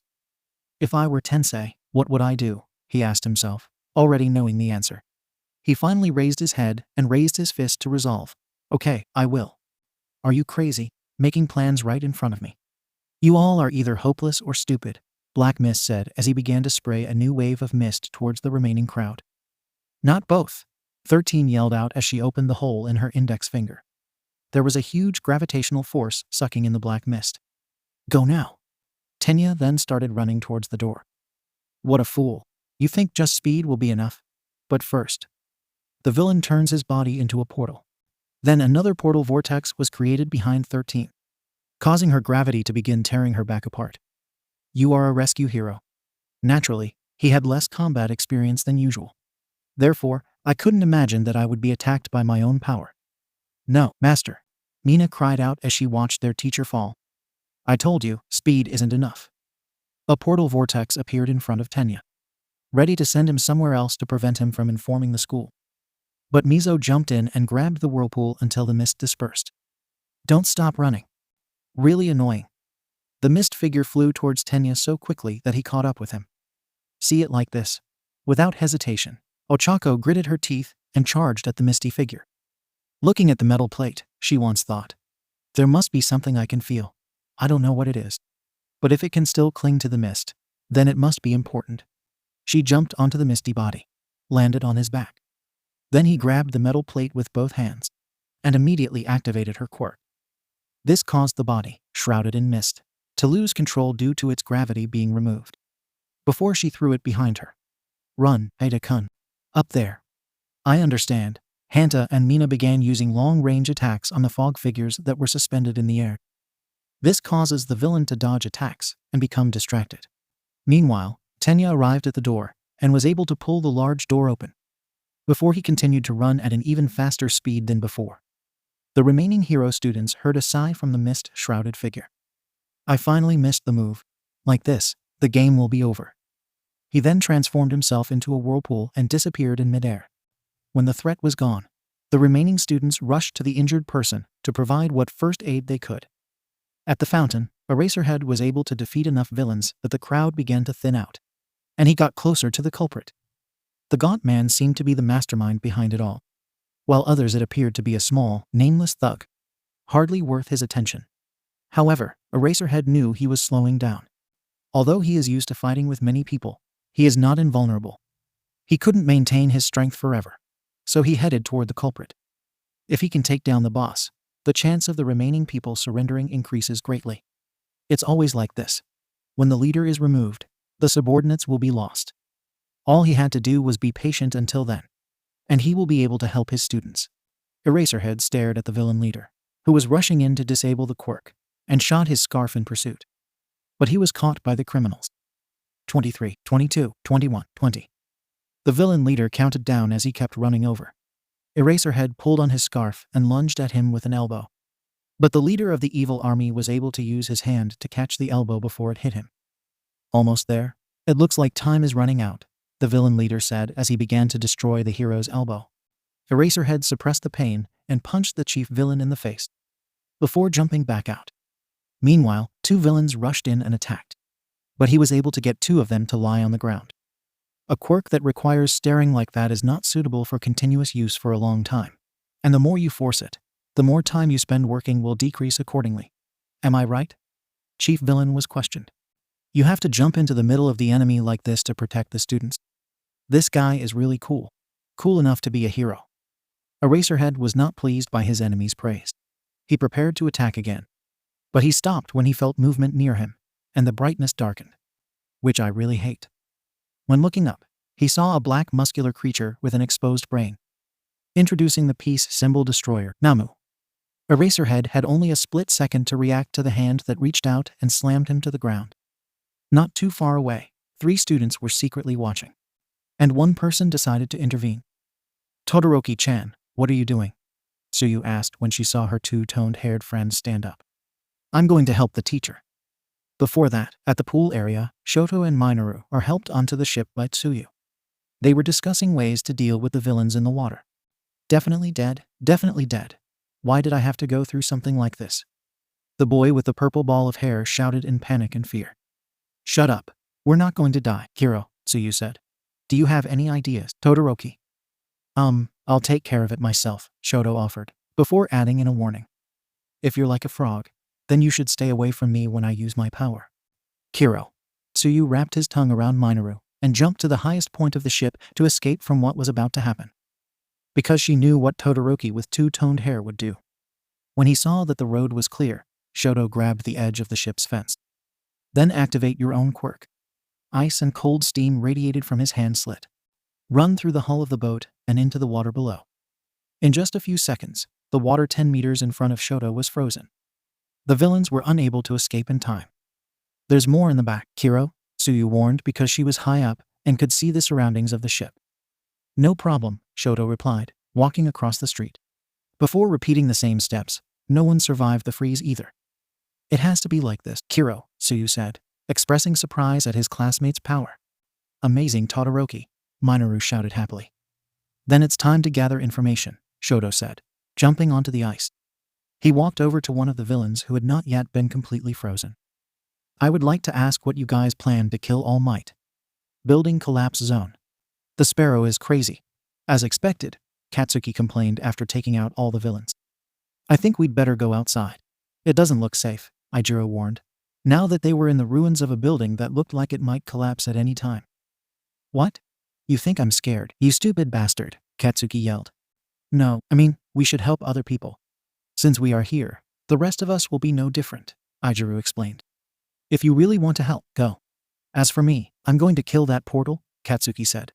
"Look for it. I think our attack will have no effect." "What are you going to do?" Ijuru asked. "Shut up. Listen, if the warp can bring enemies in, it must be able to take them out as well. So we have to take care of it first, so that no one else can escape or come in," Katsuki explained. "And besides, there's no way that thing can completely block the attack." As the two young men talked, there was a villain who could blend in with his surroundings. Came in to attack from behind Katsuki. And Katsuki turned around and slammed a grenade into the face of the villain, until it completely disappeared before continuing. "If there were only people like this. Those guys are fine. Mountain zone, all right, leave the rest to me. You can do your best, Kaminari-san," Momo said as she and Kyoka hid under covers that were made to block electricity. "Then don't be considerate." Denki exploded with electrical power radiating from his body in a wide area. Shocks all villains in the area until they are incapacitated. There was a scorching smell spread throughout the mountainous area. "Awesome. I didn't think that guy would be this powerful," Kyoka said in surprise. "I think we should hurry back and join the others," Momo suggested. "Fire zone, it's okay, Hagakure," Mishiro said after flicking his tail at the villain who tried to attack his invisible friend. "Thank you, watch your back," Toru warned. TCH, Makairao rolled back and kicked his side, sending villain flying. "I think we will quickly find a way out of here. It's crazy hot." "Agreed." Toru said this after punching another villain. "There are too many of them. If we get surrounded, it will be bad." "Storm zone, because there isn't much light. My dark shadow is powerful," 𝗵𝗃𝐽𝐻 said after using his sentient shadow to slam two villains into a building. "But it's hard to control." "I'm sorry I couldn't do anything," Koji said regretfully. "It's okay. Just tell me their location," 𝗵𝗃𝐽𝐻 said, before slamming his shadow onto the group of villains that were rushing in until they were blown away. "But where is the exit?" "Follow me," Koji said after talking to the mouse in his hand, before dropping it to the ground and letting the small creature run after it. It looks like my hunch was right.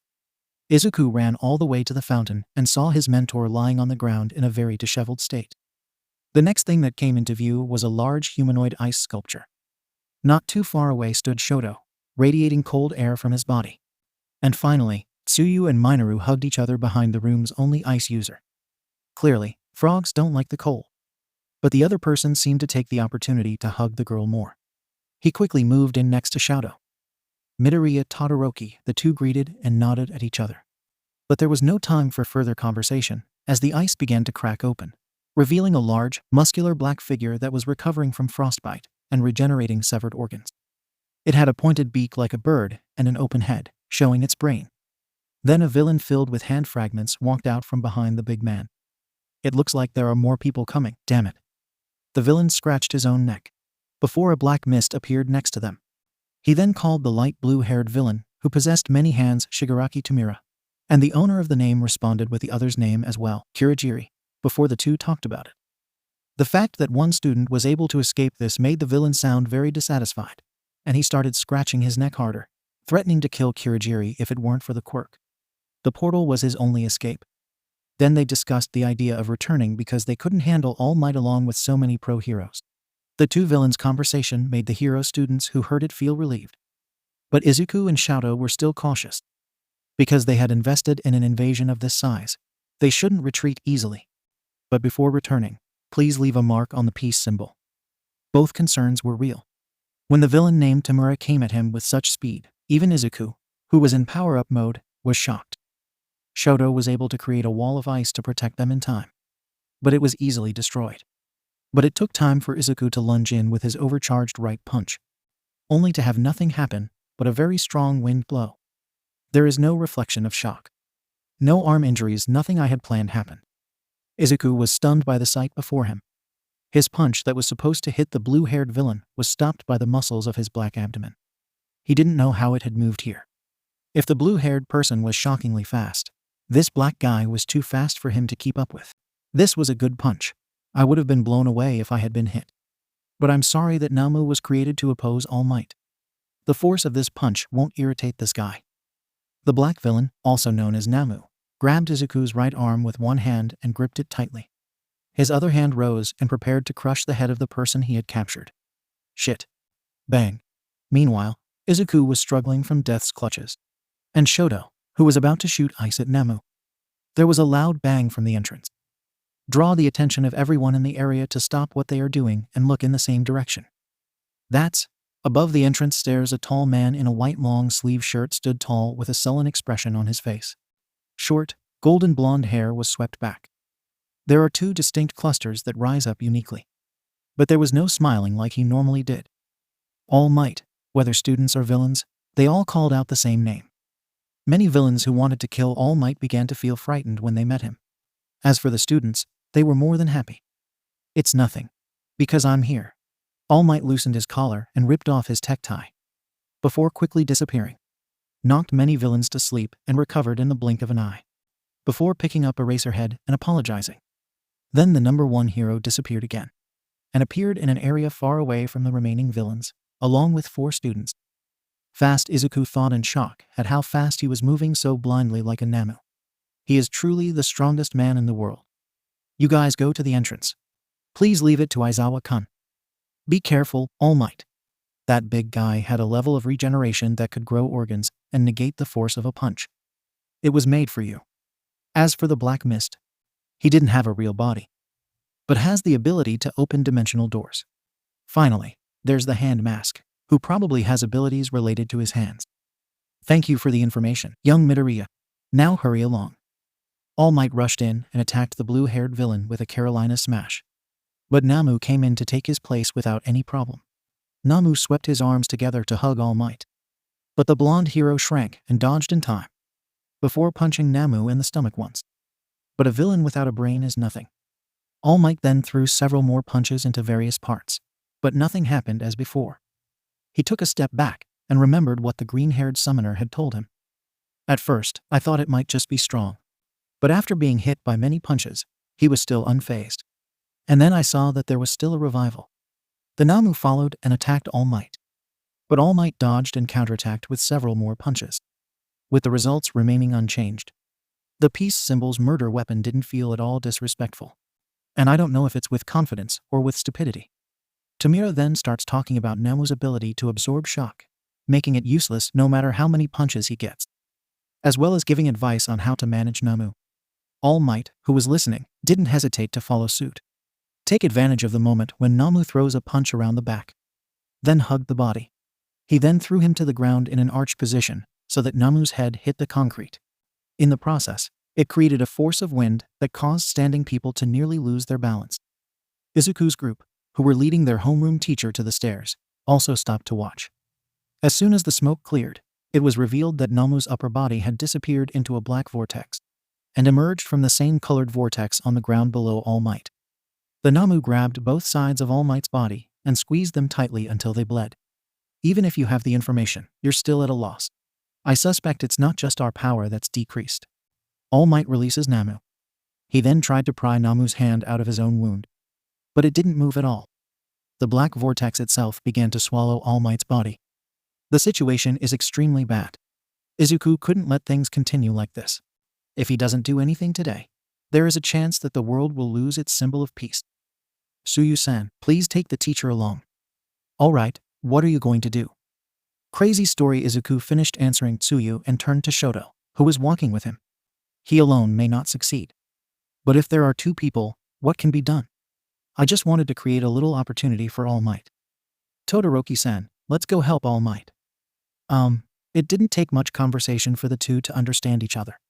Izuku took the lead and created a pistol to fire at Tamira as soon as he was within range. Shoto, who was following behind, began to radiate cold air. Please let me freeze 𝗵𝗄. As for me, I will take the hand mask. Okay. Izuku stopped running and raised his gun to aim. But Kurogiri appeared in the way. Izuku knew that this villain had the ability to create portals. If he shoots a gun, the bullet will have a chance to appear anywhere. Maybe it was his roommate, so he didn't pull the trigger. He lowered his arms as he felt the vibrations in the air. Suddenly, a familiar sound of shouting and cursing, along with an explosion, sounded out. It caught Izuku's attention completely. Get out of my way, Deku, boom. It was Katsuki who flew in from the side and slammed a bomb at Kurogiri, before grabbing it and pushing it to the ground, which Izuku didn't know how he did. Shoto used this moment to run and stop in front of Izuku. It then spread ice and quickly froze the Namu in half. Ijuru, who came the same way as Katsuki, also jumped at Tamura. But Tamura was able to retreat. All Might also didn't miss out on using the opportunity the students gave him to break free from their captivity. Then they came out and stood together with the students. The warp gate was captured. It's always going to be busy like this. Tamura still hasn't changed his attitude despite being in a very disadvantageous situation. You are exactly as I thought. Katsuki begins to explain Kurogiri's powers and weaknesses. Only part of the body is misty. Then use the fog to cover up the fleshy part, before exploding with a slight threat. When he saw the misty figure struggling, disgrace the students like this. If anyone found out, they'd probably spit on us. You'd have to be serious. Namu, please release our gate. Tamura's voice trailed off. The Namu rose from the whirlpool. Frozen body parts began to break. Only Ijiro looked shocked. How can you still get up in a situation like that? It was as if the same tape had been replayed.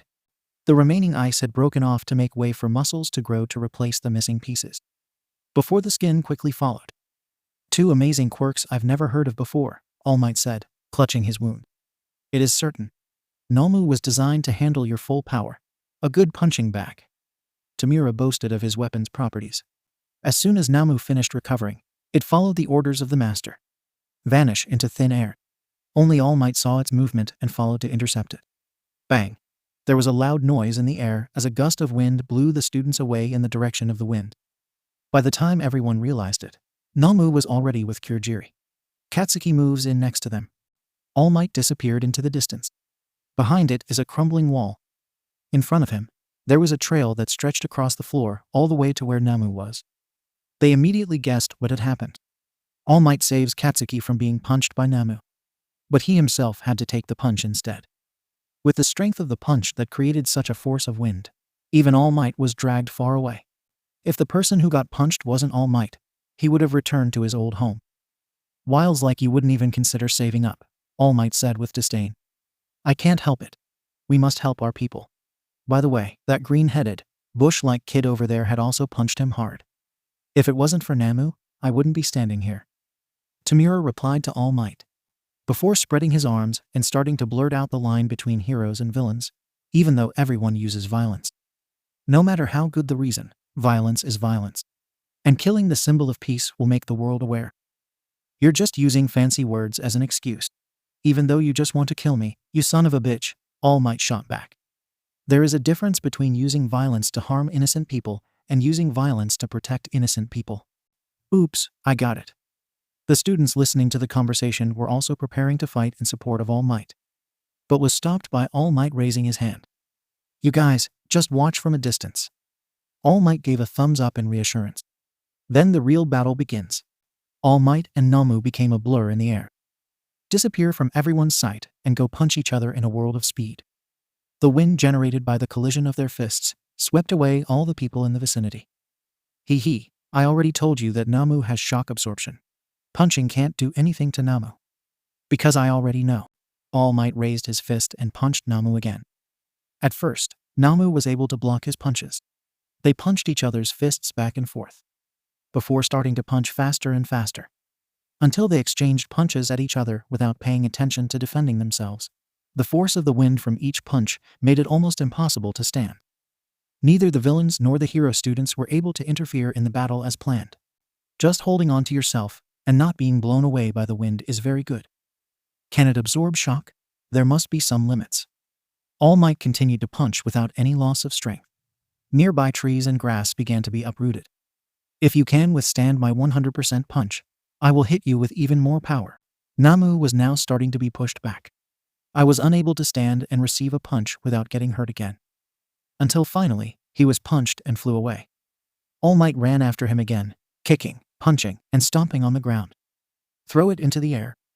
Then he grabbed his arm, swung him violently, and threw him onto the concrete floor. Villains like you guys. Do you know this word? To the other side of the limit. Plus ultra. All Might followed him down to the ground and slammed a punch into his stomach. Sends the Namu soaring out of the dome like a missile. I can't play and absorb energy like in the cartoons. It would be too exaggerated. Stung until he couldn't recover. Is this the strongest man in the world? Today, these 4 hero students bear witness to the strength of the symbol of peace more than anyone else. They learned of the huge wall they would face in the future. I doubt I'll really soften. If it had been before, just 5 punches would have been enough.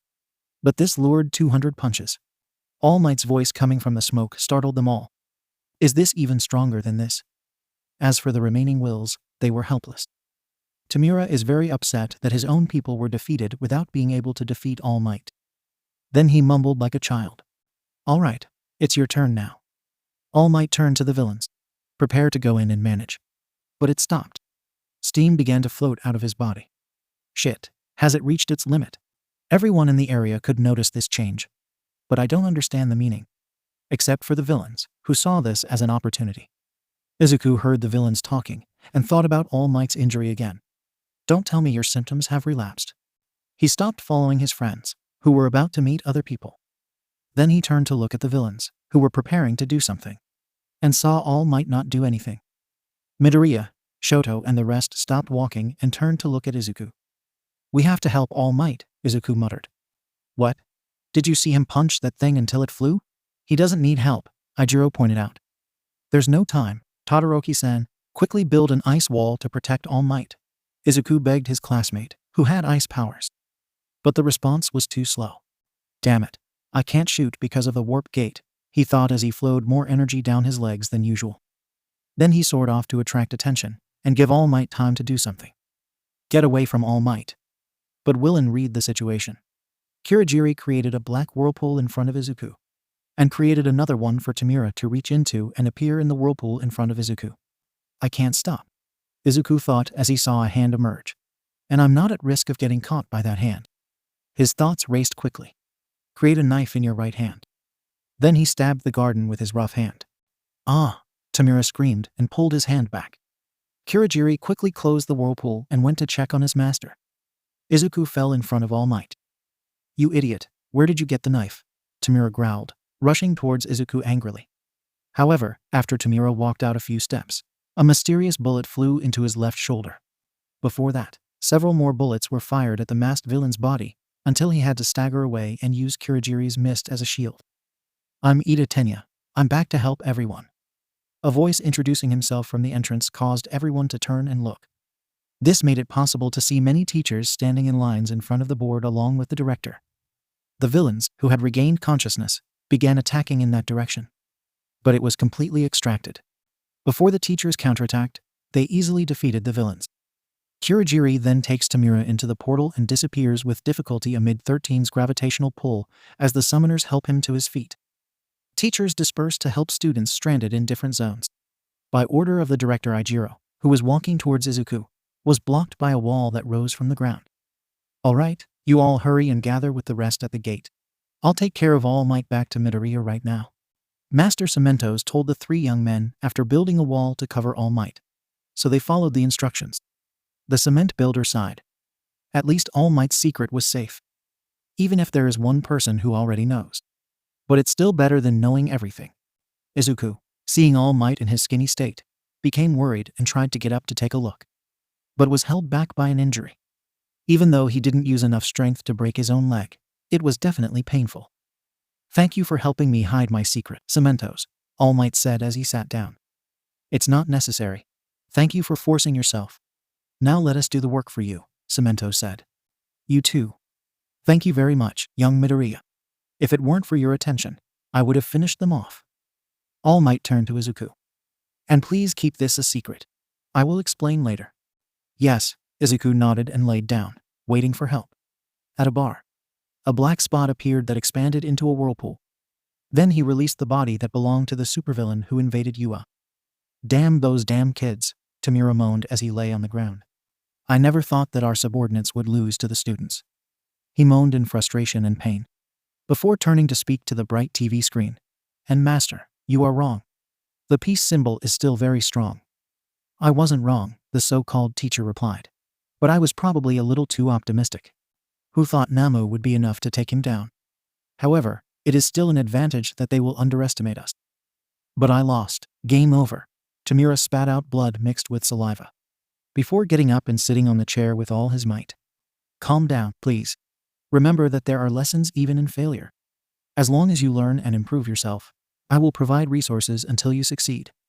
The teacher said. 𝗵𝗲 stopped thinking and started scratching at his neck. I understand. What you're saying is that even though we lost the battle, I still gained experience, right? That's right. And when the time is right, I will prepare Namu for you, the teacher said. Yes, next time we want more. 𝗵𝗲 raised the drink that Kurogiri had served to his mouth, then turned to the screen again. Our mistake this time was that we thought that All Might was the only one to worry about. Therefore, we are not interested in organizing a party. We just bring those employers with us, and I think they will be enough for the students. You see, she is learning. Take time to recuperate and think about your plans for next time, praised the teacher. By the way, there's one kid who reminds me of All Might. Even though his punches were lighter than All Might's, if I didn't have Namu, I would have lost, 𝗵𝗲 said. Whoa? The teacher squeaked out of interest. Actually, I could kill All Might. But that kid suddenly rushed over and stabbed my hand with a knife. 𝗵𝗲 turned over to see his own hand, which had stab wounds on both the front and back. Stab it right through, you bushy head.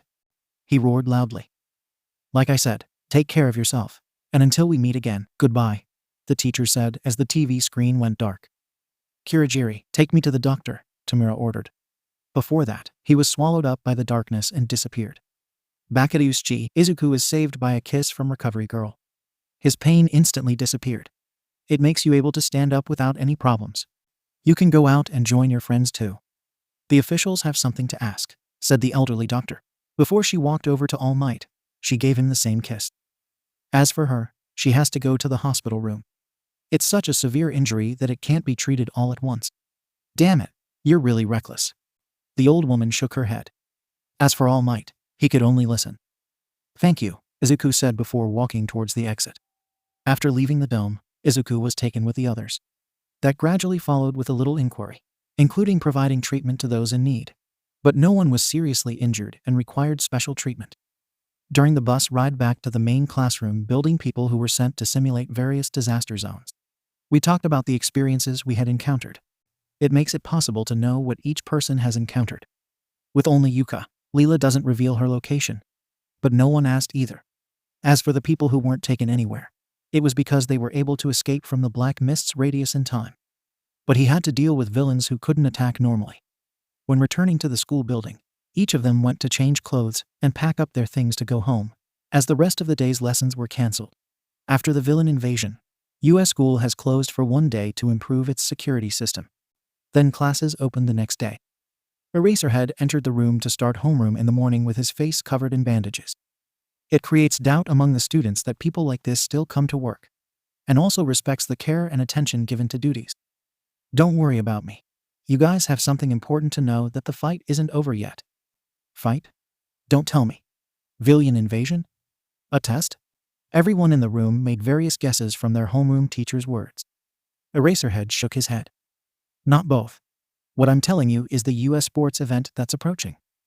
As good as a high school, everyone was excited about this topic. Some people did not know the importance of this work, but the homeroom teacher told them about its importance. Because the US Sports Festival is a big annual event that receives a lot of attention, at a level comparable to the Olympics before its popularity dropped. And for students who perform well, there will be a professional hero who will send them a request for an internship. If we understand each other, let's go prepare. Only 2 more weeks, there were only 3 opportunities throughout the study. If you want to be a hero, then focus and give it your all. Plus ultra. When they finished talking about what needed to be said, Eraserhead walked out of the room to let the teacher who was teaching the next class enter. After finishing Professor 𝗵𝗲𝗄's modern literature class, which is the last subject of the morning session, the students gathered together to talk about the upcoming sports event. Surprisingly, 𝗏𝗏𝗏 was the liveliest. Let's do our best, everyone. 𝗏𝗏𝗏 said this and smiled with a dark expression. Why does your Uraraka look different? Mina asked. I think so, Kiro, Tsuyu said after slapping Minoru's face with his tongue, who was trying to say something. Her character is probably erratic, Ijiru replied with uncertainty as he raised his hand to 𝗏𝗏𝗏's eyes. Meanwhile, Izuku walked to the theater with 𝗏𝗏𝗏 and Tenya. They had a discussion about why they became heroes. Because everyone in my family is a hero, and I want to be like an older brother who helps people, Tenya said of his reasons. As for me, I have All Might as my inspiration. I want to help people who are struggling with a smile, Izuku said. I would like to say something like, it's nothing anymore. Because I came here. Even though I know I can't be as strong as All Might. The other two tried to hold back their laughter at Izuku's imitation of All Might.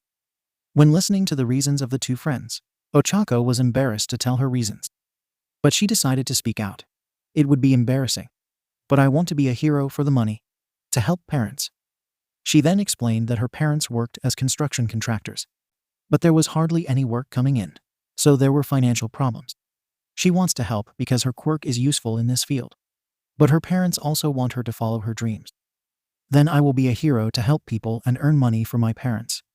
Ochako had a determined expression on her face as she spoke. No shame, Uraraka. I accept your efforts, Tenya announced, moving his arms and hands like a robot. I understand your reasoning. Izuku nodded. Just when they were about to talk about something else to change the atmosphere, All Might, in a suit, rushed out of the corner. Stay here, young Midoriya. The symbol of peace lifted up the packed lunch bag and asked with a serious expression, amidst the shock of the three hero students. Would you care to come eat with me? Ochako spat out water from her mouth. It's like a young girl inviting you to eat. Izuku knew why All Might wanted to talk to him. But an invitation like this was unexpected. You guys go first. Don't wait for me, Izuku told his friend, who had not yet recovered from his shock, before walking with All Might. With this, Tenya and Ochako continued walking towards the cafeteria, which is still confusing. Why did he invite Midoriya-kun to eat? Ochako said this while waiting in line with Tenya to buy food. I heard he jumped in to help All Might, Tenya told the gravity woman. I would like to thank you. By the way, Midoriya-kun is very powerful. All might be interested in him, Ochako said without thinking. Unbeknownst to them, one person took these words to heart. In terms of who was mentioned, there was also discussion. After Izuku finished eating Might's boxed lunch, All Might revealed his true form and explained why he had to be like this. To make Izuku understand the importance of secrets, it was because of the villain from 6 years ago. And because they were afraid it would cause chaos, they concealed it from the public. So this is your true form, Izuku said after hearing the story and seeing All Might's thin body before muttering. It's just as I thought. What do you mean? All Might asked. I'm not sure if you remember me or not. But almost a year ago, you saved me from the villain clone, Izuku said. I remember that villain. But I'm sorry I didn't remember you. All Might shook his head. Izuku didn't think much of it because All Might helped many people every day. This makes it impossible to remember everyone. At that time, I came in contact with you and used my quirk to analyze your body. Even if it wasn't intentional, I'm sorry for what I did. Izuku looked down and looked up. So I found out you had an injury. Then I started researching battles that could cause this, but couldn't find one. The closest one was the toxic chainsaw. Because from then on, your working hours decreased. But from history, it is impossible for him to do that to you. Yes, that punk really beat me, All Might admitted. Izuku then continued. And because your working hours start to decrease noticeably. So you came to work at UA to cover up. All I can think of is that you are recovering or preparing to retire. But I never thought it would be this heavy. He never really thought about it. All Might's body would be so emaciated that he would have to transform to hide. After speaking, silence enveloped the entire room.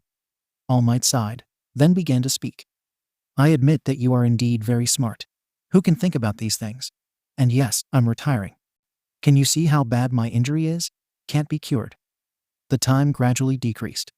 There will come a day when I won't be able to use my powers. Even though Izuku had prepared himself, when he heard it from All Might's own mouth, it shocked him to the point where he couldn't do anything. All Might, in his memories, was an invincible and invulnerable man. I know what you're thinking, young man. But I am still human and invulnerable, All Might said, as if reading Izuku's thoughts. I am sorry you had to find out this and bear it. It's okay, Izuku said, waving his hand rapidly. I have nothing to say.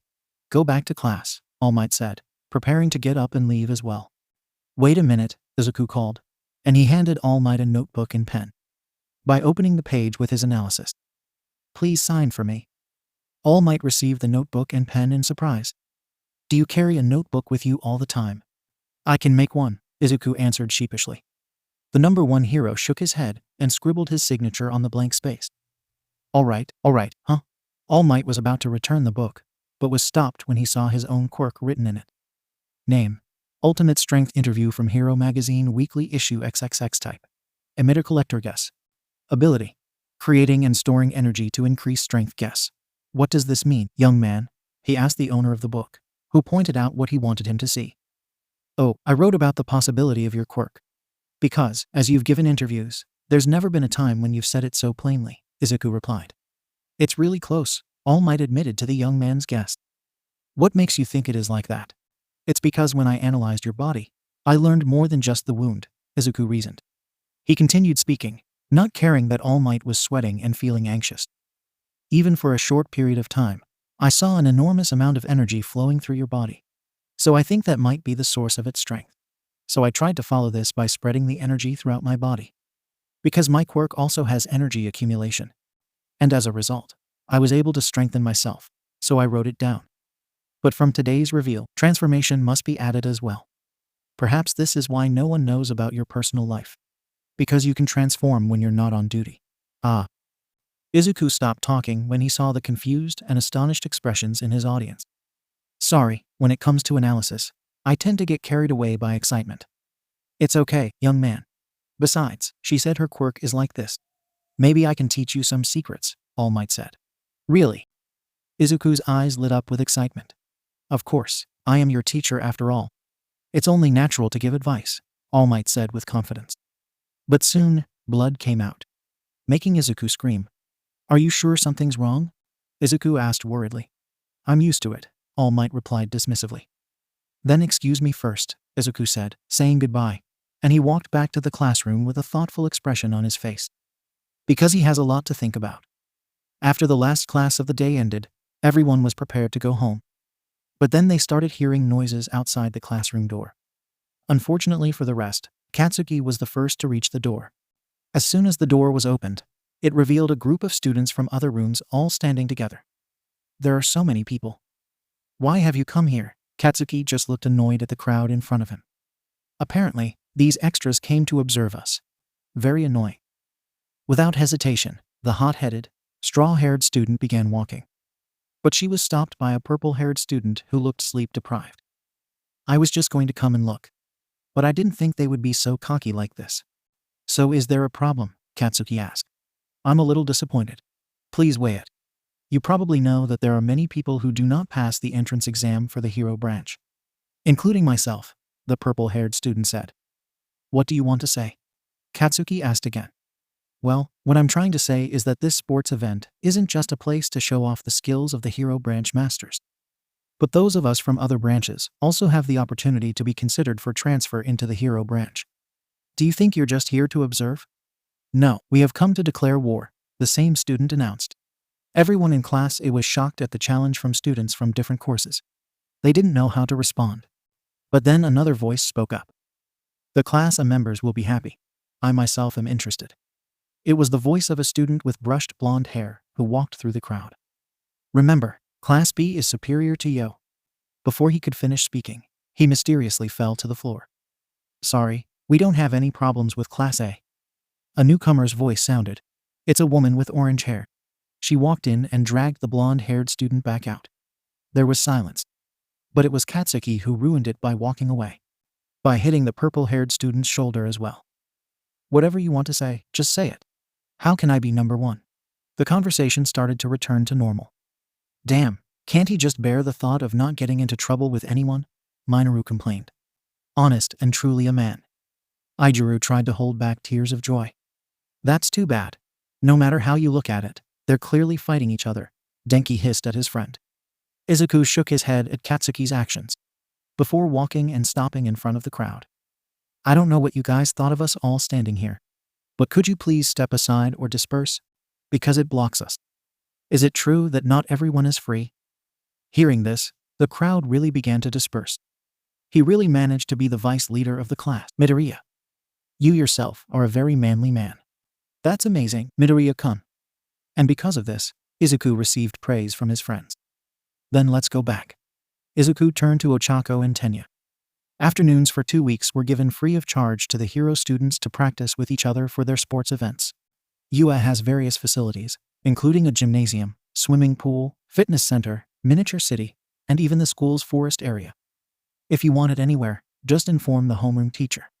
Of course, students from other fields can request it as well, as it is school property. Every student has the right to use it. As for Izuku's training, in addition to exercising to strengthen your muscles, which you already do regularly, he will focus on summoning and wielding various weapons that have not yet been mastered over and over to increase aptitude and familiarity. And he was the equipment tester for May, where he vowed to never wear that iron skeleton armor again after it twisted his body to the point of breaking. Damn it, 𝗧𝗵𝗲, don't bring that thing near me again, Izuku yelled at the engineering girl, backing away from the metal man. Hey, don't worry, I fixed the program this time. May reassured her. Look at this first. She picked up the button and pressed it. The skeleton suit then began to move in a more fluid manner than before. It took her a few days to improve it. Izuku looked on in shock. However, the fluid movement only lasted for a moment before it began to move strangely. And soon it exploded. Okay, that's as good as you are. More than half of the things she created ended in explosions, Izuku thought. Oh no, my child, May groaned. Izuku shook his head and spoke. I'm sorry, I have an appointment. With that, he hurried out of the research room immediately, followed by the grumbling sound of the power loader. Somewhere in the forest area of the school, Izuku, in his gym clothes, meets with All Might to learn techniques from the #1 hero. Young Midoriya, you try using as much power as you can. All Might spoke while in his true form. Yes, Izuku nodded and activated the power-up. Green lightning appeared to erupt all over his body as a gentle wind blew out. About 10% of one for all. All Might thought before asking. Is this the end? Izuku nodded. If it's any more than this, my body will start to hurt until it's difficult to move and even cause physical harm. Then try increasing your strength as much as your body can handle without harming yourself. All Might said. Izuku immediately complied with the request. He drew out more power and sent it throughout his body. The wind and lightning around him became more violent. But of course, using more power comes with a cost. And it takes a lot of concentration to endure the intense pain as the level of power increases. Until it reaches a level where it is thought that the body's limits have been reached. He stopped increasing his energy and instead held it back so that it wouldn't disappear. This is my highest score. All Might. It took Izuku a lot of effort to get the words out. This is equivalent to my 20%. And he's used it more. All Might secretly thought in shock. Well done, young man. Then unleash your attack. The #1 hero said as he made a punching motion. Hearing that, Izuku didn't hold back. He cocked his fist behind his back, before pulling the arm back. As soon as he threw his punch, a gust of wind suddenly shot out of his fist towards the forest and blew everything along. When the gusts of wind subsided, a long path of crushed and broken trees was revealed. You did well, young Midoriya, All Might praised. Thank you, Izuku said, holding onto his right arm. His power-up mode has been cancelled, and the body feels pain. This is the technique I will teach.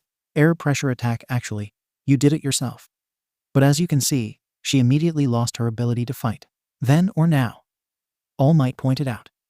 Yes, Izuku admitted, thinking back to the fight with Katsuki that caused him to break his arm. I couldn't move well after doing it. That's something that needs to be improved. She had to make herself able to fire the air pressure more than once without losing her power or breaking her arm. If she succeeds, she will have a ranged attack in her arsenal, All Might told the target of this training. Izuku nodded. But I still can't figure out how to fix it. It's not a problem using quirk. But it was his own body that was not strong enough. Or should he increase his exercise level? All Might, seeing Izuku thinking, decided to give him a hint. I don't use my maximum power all the time. After listening to All Might without realizing it, Izuku narrowed his eyes and began expressing his thoughts in a mumbling form. Yes, it makes sense that All Might would keep his power under control. Otherwise, his every movement would create wind and destroy everything. Got it. If we wield this level of power every time we shoot air pressure, we won't be able to move, so what we have to do is... Izuku's eyes widened as he realized this. Have you thought of it yet? You have a quick head, All Might praised. Thank you, I know. If I can't always use this level of power, then all you have to do is use it when attacking. Izuku said it excitedly, and move on immediately. Change from gathering energy in anticipation of an attack to suddenly summoning it when attacking. And only do the arm part. It will reduce the burden that the body has to bear. It's like running your hand through hot water instead of soaking it. I'm impressed by your comparison, but it's easy to say or think. Instantly increasing or decreasing power requires extremely delicate control, All Might said. Yes, well, first of all, Izuku called out using a normal power level enhancement. Then increase the energy to the limit. Remember it. Then reduce the energy to normal levels. Before he took a deep breath. He then punched out and quickly increased energy throughout his body. However, after the punch was thrown, there was only a lighter force of wind than intended. It only causes the tree to lean slightly. We increased our power too slowly, he thought, and tried again. This time, the trees in the front row were leaning more than before. The green-haired boy sighed and did the same. Izuku was able to succeed the 9th time. Long lines of trees were uprooted.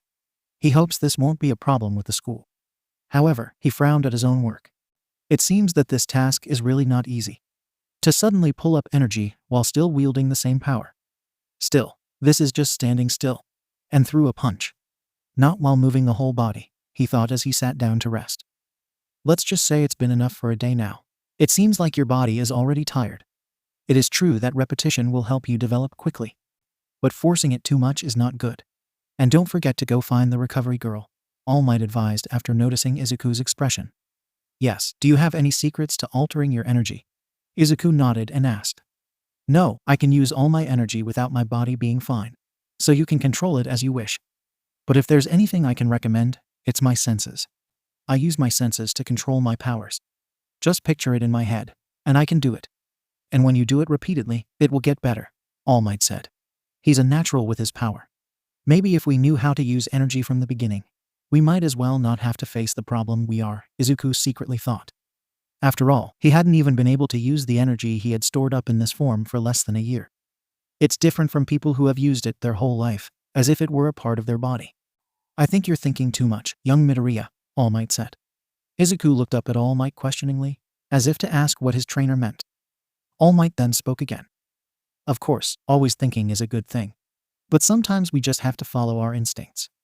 The number 1 hero transformed into a muscular body and acted like he threw a punch. Clear your head. Then he clenched his fist and punched out 𝐻𝐸, before coughing up blood and returning to his true form. All Might, Izuku cried out in shock and quickly got up to check on his instructor. I'm fine, All Might dismissed, wiping the blood from his mouth. Are you sure? Izuku said it in disbelief. Because the words coming out of the number 1 hero's mouth and the actual reality were too different. Of course, because when fighting the Namu, I used that much power for the first time since my injury. My time is even less. This is what happens when you force it, the strongest man in the world explained. Izuku just kept quiet. He had words to say, but decided it was better to keep them to himself. Before saying goodbye to All Might to go find Recover Girl. After being healed, he went straight home. The next day, Izuku continued the same thing. Try to increase the energy to match the punch. But it's not very good. Until finally, he lost control and increased his energy to a point where his body couldn't handle it, which caused his arm to explode. Damn it, you broke your own arm again, Recovery Girl said in dissatisfaction while tending the injured arm. During practice, I lost control a bit, Izuku corrected himself. Serious injuries in a row like this. Even though I can cure it, it will have negative effects in the long run. So be careful if you don't want to end your hero career before it even starts, the old nurse warned. I'll be careful, the young man said. She is very similar to Toshi. In terms of recklessness, Recovery Girl mused. Yes? Nothing. Just thinking about old times. You can go now. Recovery Girl declined. Yes, thank you for taking care of me. It had been 3 days since Izuku had trained with All Might. But he still couldn't shoot the air pressure effectively. Or maybe I'm really thinking too much. Izuku stopped his movements to reflect and remember the past. Mom, how can I use my quirk well? I can't help people if I have to think for a long time about what to create, little Izuku asked his mother. Izuku, I don't really understand your quirk. But the quirk is a part of the body. Don't use your head to think about what to do. But use your heart to control it. Mom always does that, 𝐒𝐭𝐞𝐲 replied, placing a hand on her heart. Using your heart to control. Izuku tilted his head because he didn't understand. Yes, when you want to. What object must you pull? Mom just held out her hand to that thing. With desire, that thing will float to mother, 𝐒𝐭𝐲 explained. This means that if I want to create something, I just think about it like that. Izuku tried to understand. Yes, instead of thinking about what you need to do to make things, you just have to imagine it and take it out, 𝗵𝐻 told her child. Midoriya. Little Midoriya. Why? Yes. Izuku gasped at All Might's call. It makes him very disconnected from the flashback. You seem a bit lost, All Might asked. Ah, sorry, I was thinking of something, Izuku replied, scratching his head. But he couldn't help but feel relieved. Maybe it was because he had already thought of the answer to the problem. All that is left is to do. If you can't do it with your arms, maybe you should start with something small, like All Might was giving advice. But his words were cut off by the roar of the wind, along with a long area of forest being uprooted. I did it, All Might, Izuku said excitedly as green electricity continued to dance throughout his body. To the surprise of the #1 hero, he did it faster than I thought. This kid definitely has talent, All Might thought as he looked at the scene. Even though I just said that it is not easy to instantly increase or decrease power, she succeeded in 3 days. I really don't know what to say, All Might said, along with thinking in his mind, Teacher, will you have this kind of knowledge when you see me? One for All can be used to its fullest potential immediately without any problems. Probably because I used to use quirk in the beginning. But before, I used a lot of thought to control my energy, instead of giving it to intuition, like you said, because I was afraid of the repercussions. It's like trying to do something you're not good at. Or is the water going against the current? Izuku bowed his head and groaned as he held his chin. And he didn't notice how All Might rolled his eyes. To be honest, I'm amazed by her abilities. All Might accept. If he hadn't been told about the youth's quirk in front of him, he probably thought that this kid had one for all. It was strange that the energy accumulated over just 10 years could be so powerful.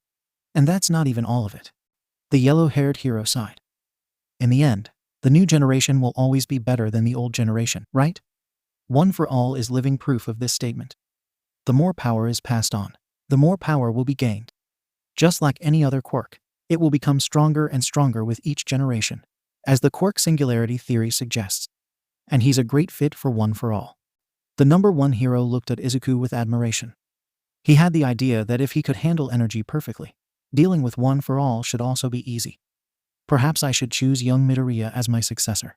But that's a story for another time. All Might shook his head to dispel his thoughts. Okay, since you did it quickly, I will add a special lesson. Izuku had a strange feeling. With the smile of the peace symbol in areas far away, Katsuki has been searching for ways to improve his quirk usage. I can't rely on brute strength to defeat Deku. There must be a special move to create an opportunity to attack, Katsuki thought as he periodically lit the explosives on his hand, before smiling after looking at his own hands. In a model city, among many buildings, Midoriya is outstanding in his strength, like All Might. So I have to release the ice faster, Shoto thought and shot out an ice wave that froze the entire building. First, walk to defrost and repeat the same steps. It has to be soon in another quiet forest area. Momo was reading a book while eating a lot of dessert with a serious expression. With various things, it burst out of her flesh with a flash of light. Midoriya-san can create objects much faster than I can. I also have to do it faster. Back to Izuku, who was now lying down and looking at the sky with thoughts of wanting to be a cloud. His body was covered with scrapes and torn clothes. With the surrounding environment in ruins in the background, how did this happen? Oh, that's right, Izuku thought, remembering All Might's suspicious smile. Fighting with you? Izuku said to All Might after being brought to the miniature city. Yes, young Midoriya. Since she was able to use that technique, that doesn't mean it's perfect. Practicing and actually fighting are different. So you must fight me. All Might in his hero gear was announced. Izuku cried out in shock.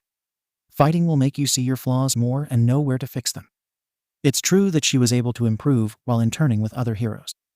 But wouldn't it be better to do it with an expert like me? All Might be explained. Hearing that, Izuku thought as well. What All Might said was true.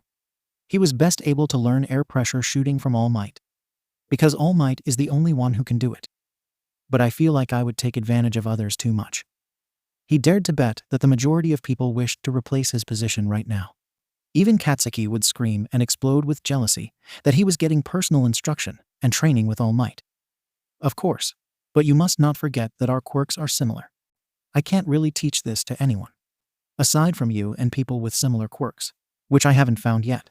So don't feel guilty about receiving tutoring, All Might said. Before adding, also, almost every apprentice hero receives tutoring from a similar hero, whether in personality or power. Yes, Izuku admitted, admitting that All Might had a point. So, in order not to waste time, let's get started. All Might said it casually, but it puts a lot of pressure on the other party. Izuku flowed energy through his body as he watched All Might jump back several blocks away. He closed his eyes to clear his thoughts. Before opening his eyes, he was met with a unique cry. Smash! He then remembered how he had been thrown around, whether it was from a direct punch or a compressed air blow. It didn't make any difference since he couldn't resist them. However, in this beating, Izuku couldn't just suffer the pain and results of the air pressure shot in a real situation, but he also sees ways to improve his own movement, predicting future events in battle, dodging, and more. It could be said that being beaten by a hero today had taught him many things. What's wrong? Have you given up yet, young Midoriya? All Might asked, jogging not far away. Izuku suppressed the pain and stood up to face the peace symbol with a smile. You can do this all day. All Might smiled and raised his arms. Without hesitation, Izuku pulled his right arm behind his back. Then punch out and speak loudly, which is the name of this move. Air Cannon. A few days before the sports day, Izuku was called to the support department. Okay, so what will you tell me? Izuku asked. Mei pulled away from her child and walked over to pick up a pair of gloves that were on the stand. Your suit will be finished a little later than scheduled due to a lack of materials, but it shouldn't be until next week. So in the meantime, I made gloves first from the materials I had. After speaking, she handed over the black gloves. It absorbs shock, allowing you to use such power that you could break your own arm without any problems. And it might go up 2 to 3 times. Seriously, Izuku said. Because it looks incredible. Of course my child can, Mei confirmed. It won't explode, right? He asked for reassurance. Sure. Mei nodded her head without changing her expression. 𝗧𝗵𝗲, he chided again. I felt that the inventor had not yet told the full story of what she had created. If you use more power than when you broke your arm, it will last 2 or 3 times. It depends on the severity of the repercussions, Mei explains. Thank you.